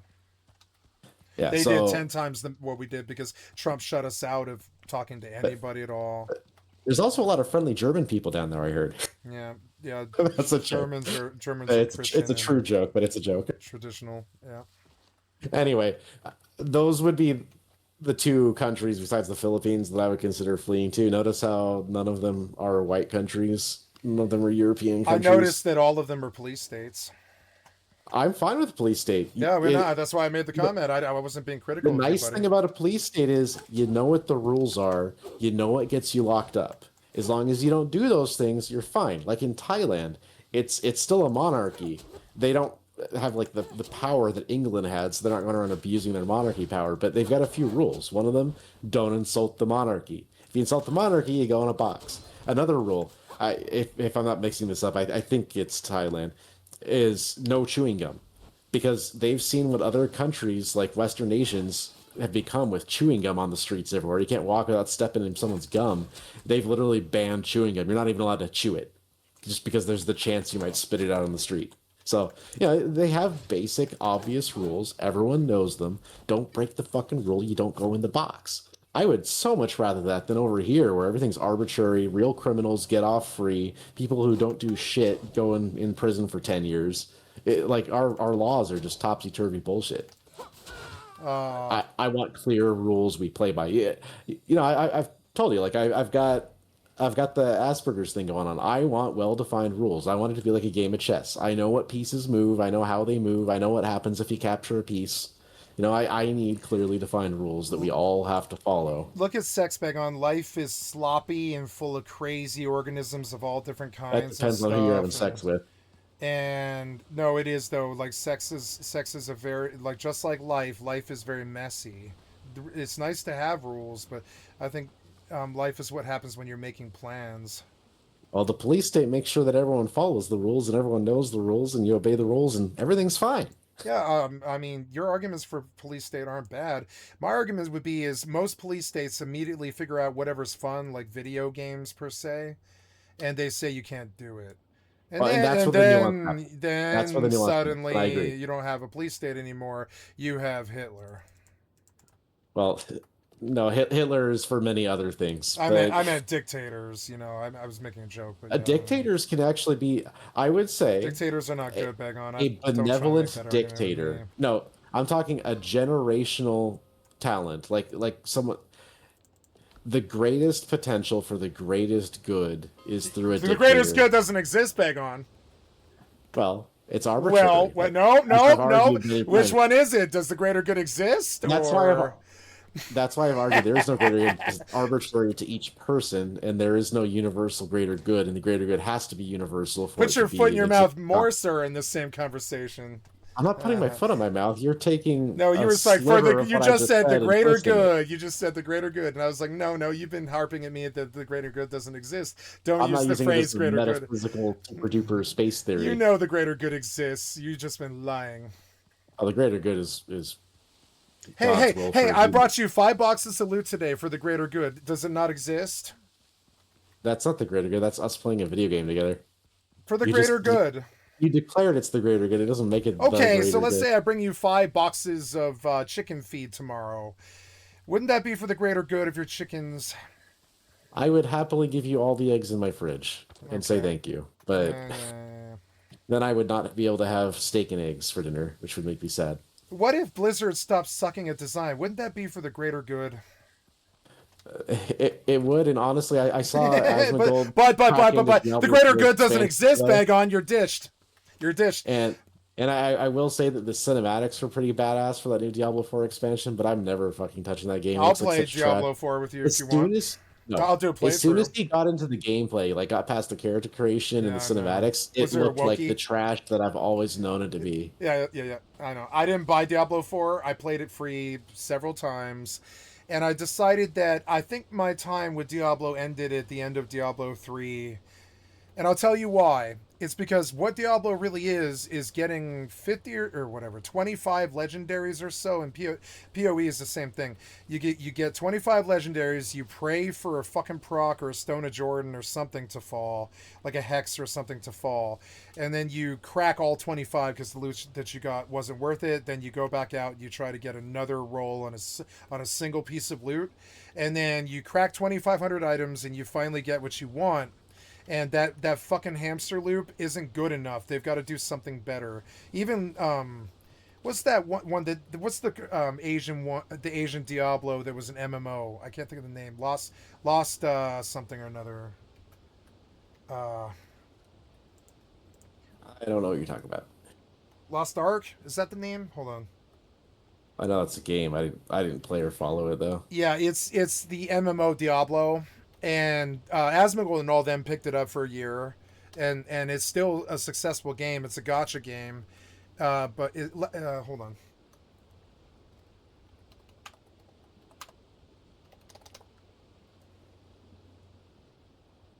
Well, Asmongold had a decent take on it when I was listening to him. I didn't listen to him too long when he started breaking out Diablo 4. Just sometimes he has food for thought stuff he'll say that it's interesting, but he was basically saying that if you really like that kind of game, Path of Exile is what you should be playing. But if you're basically like a dad gamer, Lost Ark. like you just Lost Ark was the game. Sorry. If you just want something simple that you can sit down and play, and you don't have to be very good at it to play it, that's Diablo 4. Yeah. That's its niche. Is lazy dad gamers that will eat the slop as long as it's pretty and colorful and lets them relax. Like Elon.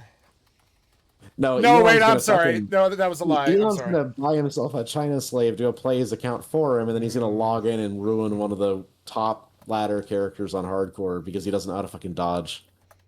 Did you see what Elon did when he was Would playing his you game? care when he was to broken? dodge if you had $25 billion or whatever it is?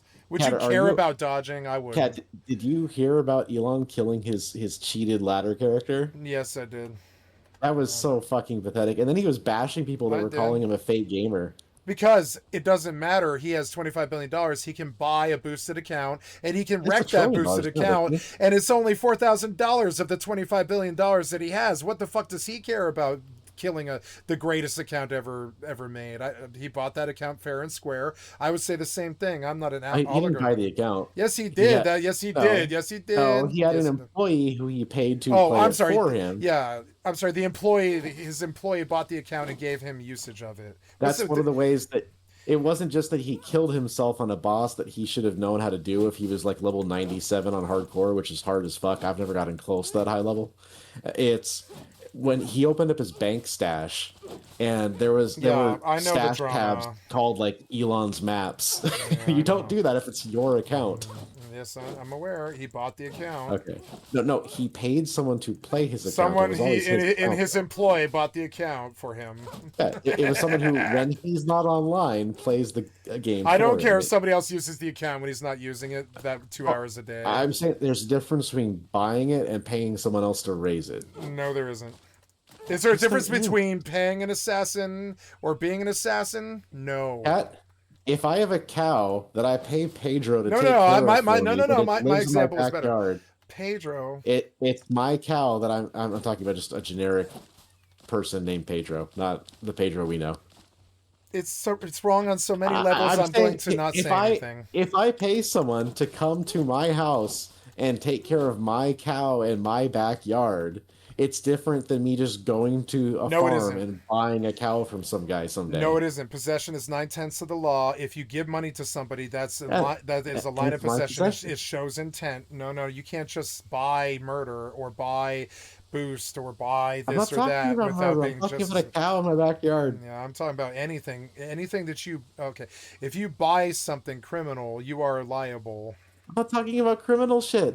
You're not because I'm making thank God video comparisons boosting is not boosting it. No, is boosting illegal? I don't think it is. No. No, Elon was just paying someone to play his character on hardcore and get it as high leveled and as high on the ladder as possible. Yeah, which means he bought it. He fucking bought it, and which is what I would do. He doesn't have time. He runs that Challenger shuttle place, SpaceX. Like, why would he have time to do anything but boost Diablo to the top of the ladder? He doesn't have that kind of time. I don't fault him for it. I'm defending He's him. also reproducing a lot. He's made that. He's also a womanizer. Well, as long as he pays. I mean, we've had this as long as he before. pays. Jesus Christ. Dude, he takes care of them. It's not like a prostitution thing. Like he's basically giving them. You can just ruin 15 women's lives as long as you hand them $1 million each. It's not ruining their lives. Dude, if you talk to a woman and say, "If you have my child for me, and I can have access to the child whenever I want, but you're raising him, you don't think he? And I will give you $1 million for the rest. Not even while the kid's a kid, but like for the rest of your life until you die, I'll give you $1 million a month." Or a year or whatever the fuck. If she agrees to that, that's totally fine. No, it isn't. Well, from a Christian monogamy's good perspective, sure, it's not fine, but from a like realistic, and then you want to do it 15 more times. Rule, 15 more times. Yeah. No, it isn't. What's wrong with that? He's reproducing. You couldn't possibly support 15 people, even if it's just financially. You couldn't possibly. If you're Elon, you can. It is 2. No, well, yeah, I guess you can. Yeah, but is it morally okay? No. You know that you are neglecting your children. How is Elon standing behind Trump as he dandles his son in his lap or whatever, taking care of 15 families? It's morally reprehensible, but I don't care. That's the first argument you've made that I have to actually say you have a point on. Yeah, but I don't care, honestly. So many people in this world get busted for DUIs and neglect their children while they chase their jobs. I don't want to shame him for that, frankly. I'm just saying this is what the Democrats always say about him, is that he's got 15 families that he neglects like 14. Looking at this guy, this way rather, you can't say that about Elon without saying it about John as well. I don't want to talk about John's family life at all. That's a friend.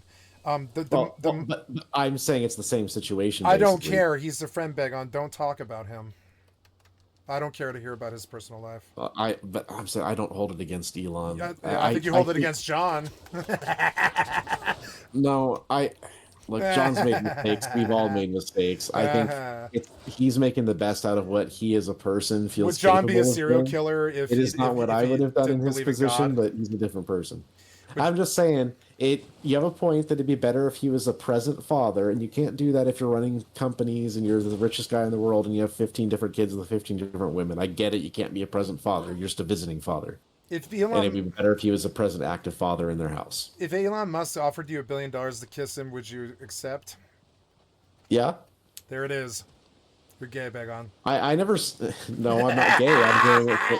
I'm a sorry. whore, and I'm not I wasn't. gay. And I was not gay. insulting. It was a joke. I'm really not trying to make you feel offense. You know.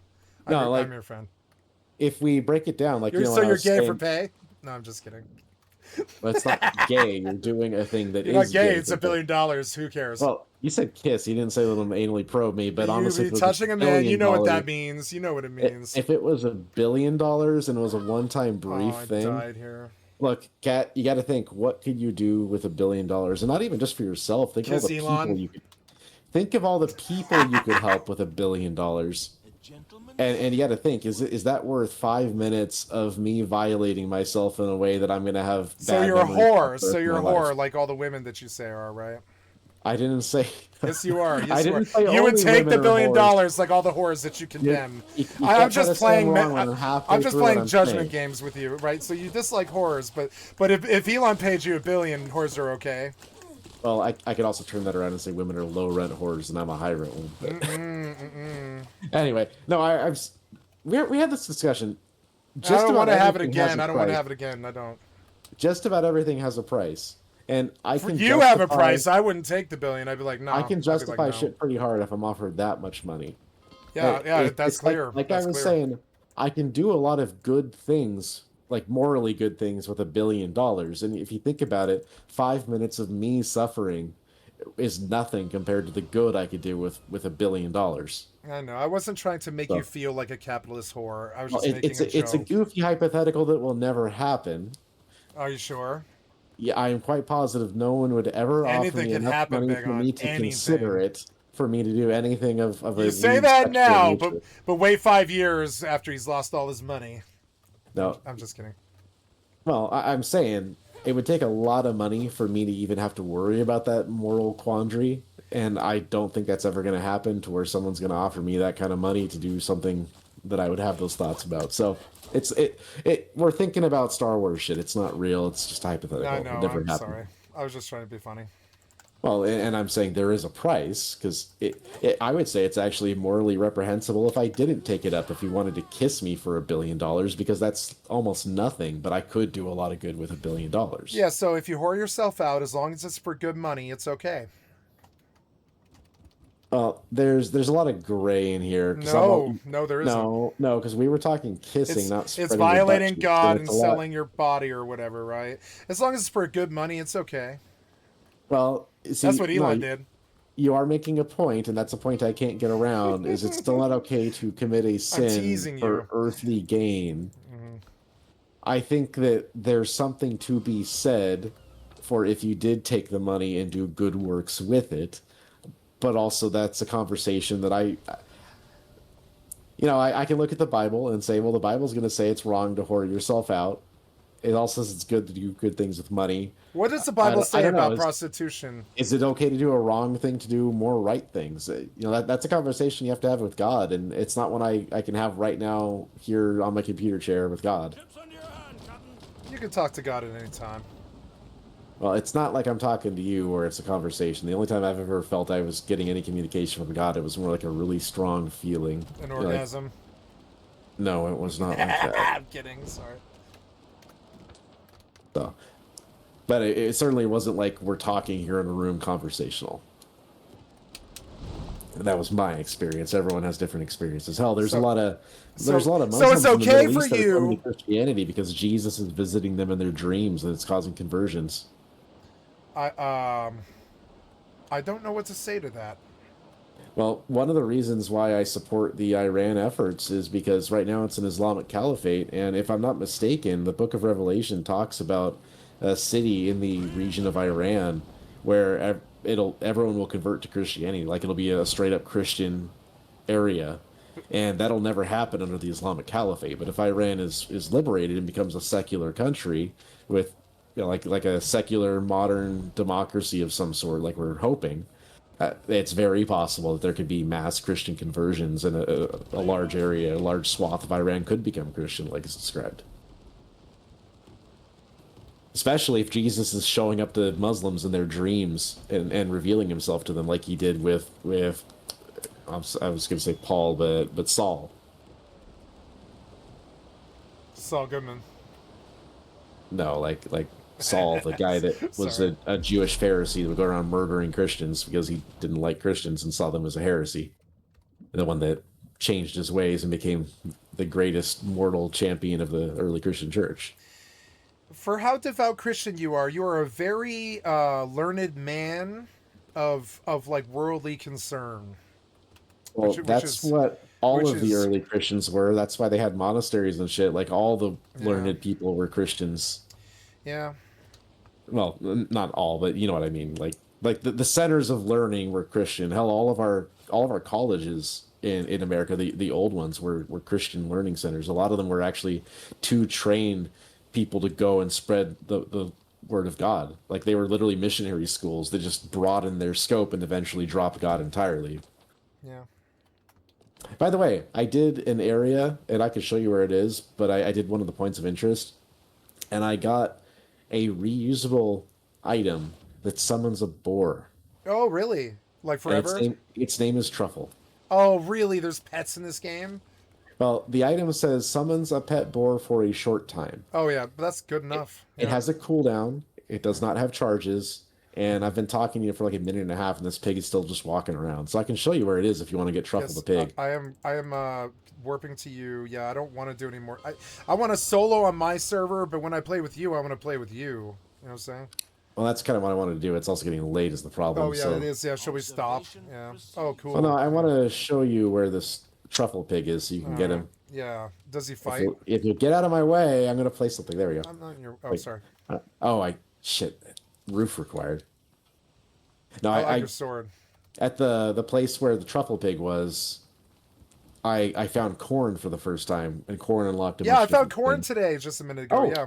Dude, this is where we make gunpowder. Oh. It's the corn mill. Oh, yeah? The whole reason why we couldn't make gunpowder is we had to find corn somewhere. Oh, good. Okay. That was the answer this whole time. Corn! No, like, I'm at the corn thing.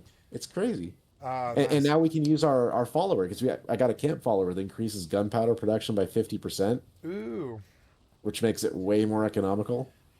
Yeah, I need gunpowder. Well, I'll tell you why, right? When I'm playing on a low damage, low TTK solo player server, and when I take pirate ships, I just pull up to them, I grapple, and I shoot them to death, and it takes one hit each, and I'll clear 50 or 100 pirate ships a day for you, so we don't have to do the currency grind on such a difficult... Got a fuck ton of stuff crafting right now, but it'll take a while, because this is a timed craft. It's not like an instant crafting bench. Yeah, like the ingots, yeah.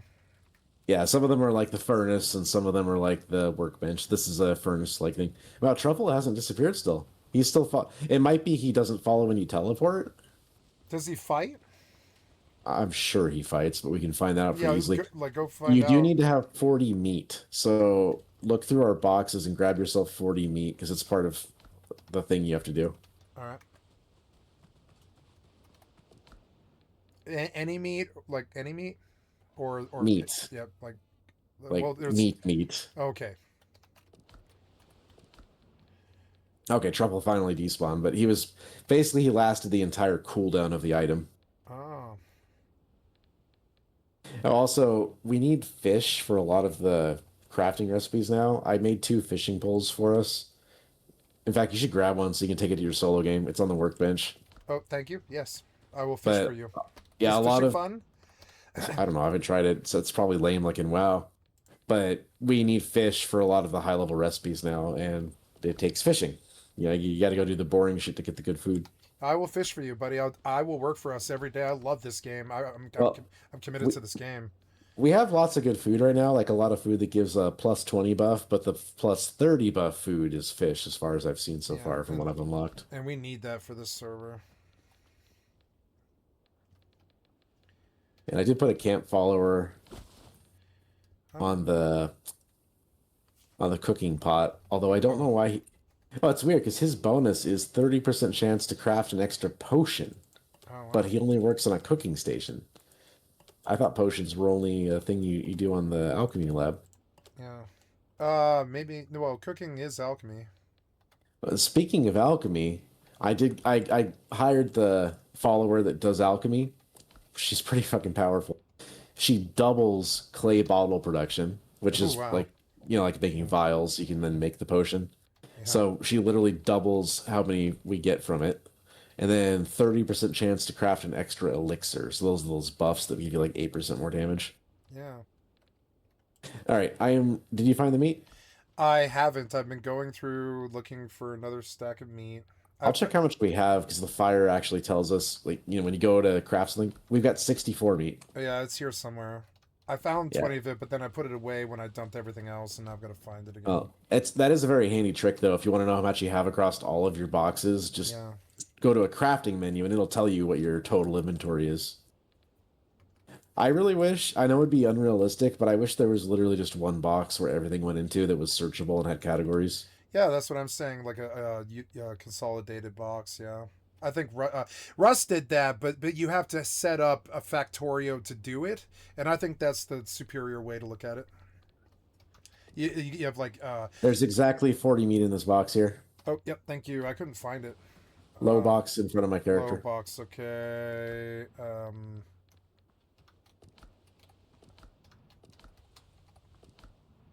40 meat. Yeah, just make haste. I want to go to bed. I got it.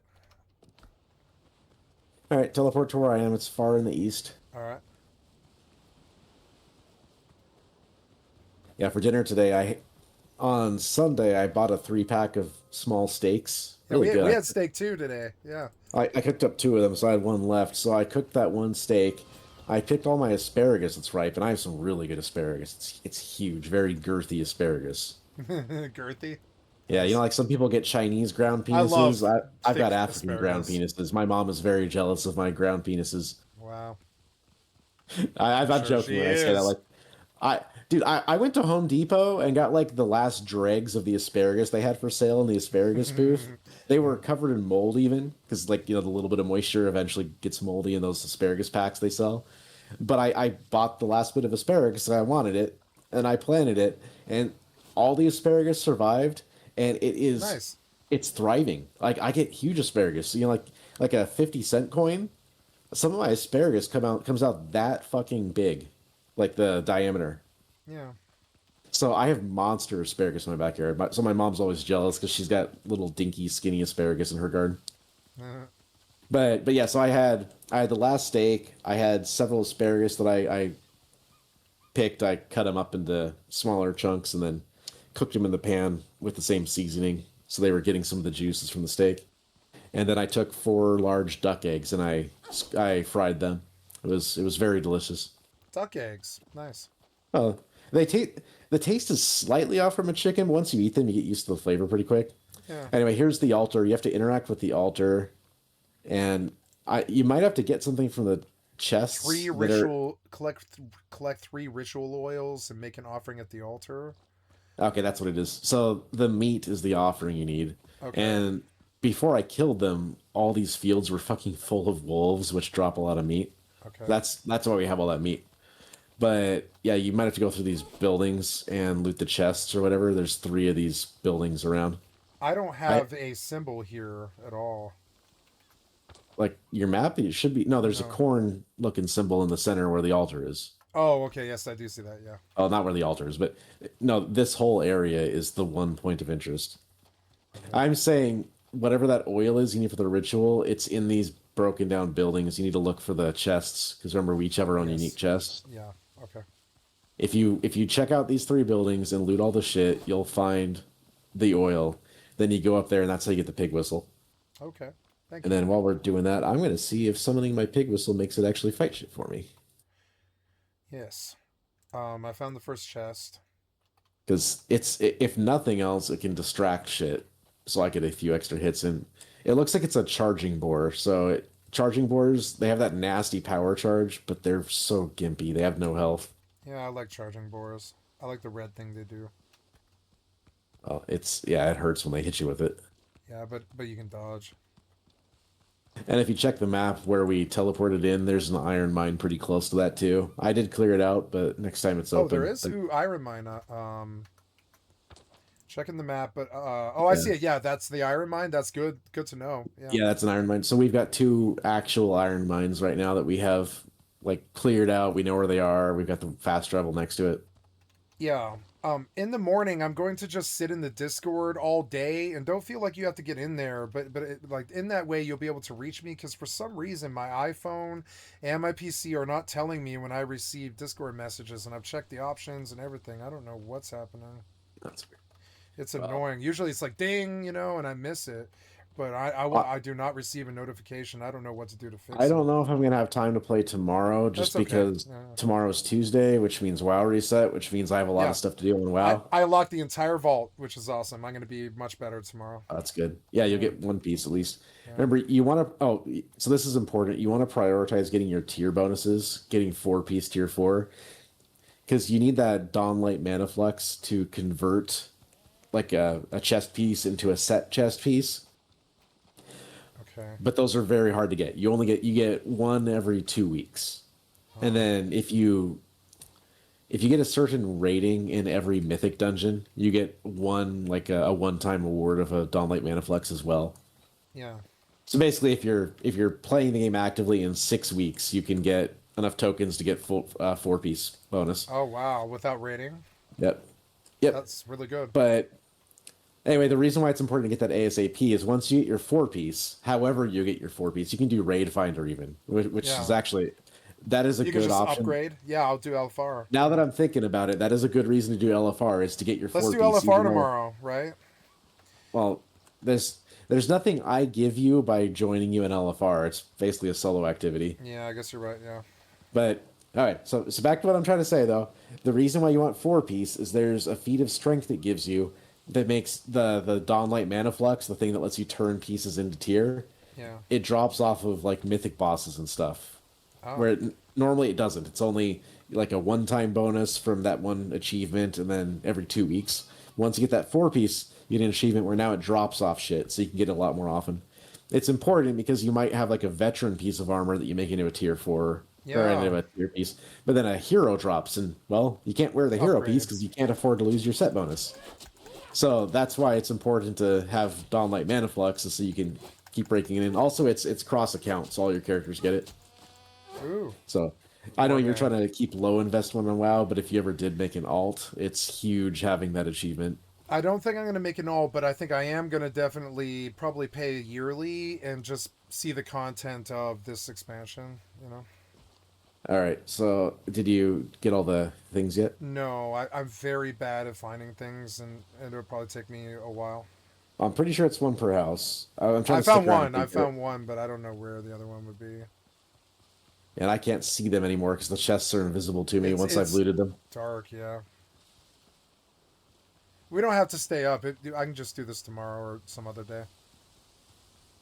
Boar does help in combat. He's pretty beefy. He's tanking these little white pirates fairly well. He's tanking. That's so good. Yeah, he is. He is tanking and dishing out damage. Not much, because he mostly just gets staggered a lot. But no, like I was fighting 3 pirates at one of those random camps, and he just rushes in there and he's tanking all 3 while I start chopping at him. That's so good, dude. That makes this game way better. It's game changing, especially because you haven't completed the Act 1 boss yet, and he's tough. But you can use those to cheese him. The boar and bullets, and you don't even have to be good at dodging. Here's the second chest. Now I just need one more. So yeah, you really need this boar. This is crazy. Like, this is game-changingly powerful. Yeah, the jewelry is too. They were saying the jewelry is like almost like, WoW or whatever. Well, I've got a ring that gives me less stamina cost, so that one's pretty big for being able to keep my attacks going. My necklace, I've just got a stat neck. I've got precision, but I need to swap that out for agility since I'm using agility weapons now. I don't know which one I got the things from now. Well, actually, that's the question. Since you're cheating, are you better off getting the stat necklace jewelry, or Like which It's one stat. were they saying? Yes, best? they're saying you actually have to respect your class's stats, or you won't be able to do the mobs. I've got a mix of stats right now. Like I've got 15 into agility, 8 vitality, and 5 endurance. I went which is all energy. I went all agility, waiting for this gunpowder horizon, knowing that I would need to be able to kill the guys on the boats. Was my thinking. I don't want to get Well, on. They say you- the boats are the worst Cat- part of the entire game. You don't have to do that anymore because You one of just those sink 'em. pieces that you upgrade on your ship increases the combat power of your followers on the ship. Ooh, cool. So I upgraded that to max, the tier 2 max, and they're actually holding their own. Yeah, that's good. They say aren't grape just shots slaughtering the ship for me. It's not like I just bored and they clear it out for me. Whereas But they they're were like just fodder that got hacked down. Now they actually hold their own. They're actually hurting the enemy pirates. They're not getting killed in 2 hits. That's good. It really changed how hard the ships were. Yeah. So yeah, it's not about being a gunner. Although I was looking at the gunnery talents, and they seem very powerful if you have the gunpowder and ammo to support it. Yeah, this is a real RPG. It's just not interested in being, I would say, candy corn about it. And once you But if you look at the talents, like all of them, no, 'cause I noticed yes, I something have. really Oh no, fucked no, up. I've only looked at my chart. But yeah. So let me list out what I noticed is really fucked up. In the 2-hand tree, the third tier of talents, the farthest out talents, that's where the interesting stuff is. Everything before that's just percentages. Oh, I have But talents. Nice. In the outside tier, for 2-hander, none of the talents are interesting. Yeah. Like there's one where you get damage bonus if you kill something, but there's nothing interesting. In the hook, like generalist, I think is what it is, the one on the left tree. Yeah, the hook, They get yeah. a bonus called 2 Angry to Die. When you land a killing blow, instantly restores 30% Oh, I health. see it. Oh my god. Oh, I'm dead. Cooldown 16 minutes, Yeah. which is fucked up beyond belief. It's touch of death. Yeah. Now, it's probably a 3-rank ability, and I'm sure the 3 ranks either make it a full heal or they make that cooldown not 16 minutes anymore. But that there's a cooldown period makes that not a good ability. It's not usable at 16-minute cooldown. If it was a 4-minute cooldown, it'd be not usable, I'd argue. But if you look at the top tree, the one for one-hand duelist, it's the left one. It's called Executioner's Grace. Rank 1 is on an enemy kill, you gain an effect for 20 seconds, restoring 10 health per tick. So over 20 seconds, you get 200 health back. And that's off rank 1, so it's probably 30 health per tick at rank 3, I'm going to guess, or 20 health or something like that. Yeah. But there's no cooldown. There's no ifs, ands, or buts. You just get a healing over time effect for getting kills. Wow. So Executioner's Grace looks incredibly powerful. Yeah, So that's much going to be so, the best thing in the chart, I would say. even as a 2-hander build, I am considering respecking going into 1-hander just to pick that up while still using a 2-hander. Because that healing effect is so powerful. I'm 2 points from executioners. Well, I've got 9 points, so I can respect for it right now and still have... Yeah. What? Reset points, yeah. I went agile, quick strikes, and now I'm going for executioners, yeah. Well, I like the 2-hand stuff because I've got... Oh, yeah, you're 2-hander, yeah. You don't want 25% less stamina cost and Yeah, you don't want 10% quick damage. But I can afford to lose that. You can switch. Getting- I have an argument for you, Begon. You can't shoot a pistol. You got to switch weapons every time you want to fire. Which would recommend. I would recommend a one-hander. And they say the clubs are the best because they have stuns. I don't know, the club's stun. Yeah, that's right. That's cheating. I'm so sorry. I didn't mean to spoil it for you, but top tier clubs have Well, stuns. that's fine. The That's rest of the something you one-handers. could Found out legit. Well, it's a club. Clubs almost always stun in most RPGs. I Oh, think. did you get your piggy? I saw you came back. No, I died. We should just do What? this tomorrow. How do you die? What's out there? I don't know. I got hit by something off screen. Oh, you weren't paying attention. Okay, well, Yeah, I well was you need to go just- back and get your No, body. I at died least. when I was looking at the RPG or the statistics menu. You need to go and get your body at the very least. Yeah, hold on. Well, if you said a one-hand mace is really that powerful, Yeah, the clubs. The clubs when they're epic, they have like a tier set of stun, and they're the only weapon in the game, I think. oh, it That's has to what be I- epic. Yeah, it's like no, it's like end game weapon clubs. They have a stun on them. Okay, so it's not going to be a weapon that we have access to not right now. No. I'm talking about like end game. Okay. Yeah, sorry. Yeah, like we've got a club right now. It's called Bone Breaker. It's got good damage on it. Yeah. And it's got a bonus. The more stamina you have, the more damage the weapon deals. Yeah, and the reason I would say to wear that is because you have a pistol in the offhand that you don't have to switch weapons. You just hit the aim button, and that's what I do. But pistols don't do a fucking thing compared to rifles. They do if you put points in. Strength builds, which are mace builds, strength builds get no ranged weapon bonuses. Yeah, that's a good point. But I mean, but you still get to whip out the pistol in the middle of the fight. You don't have to switch, you know.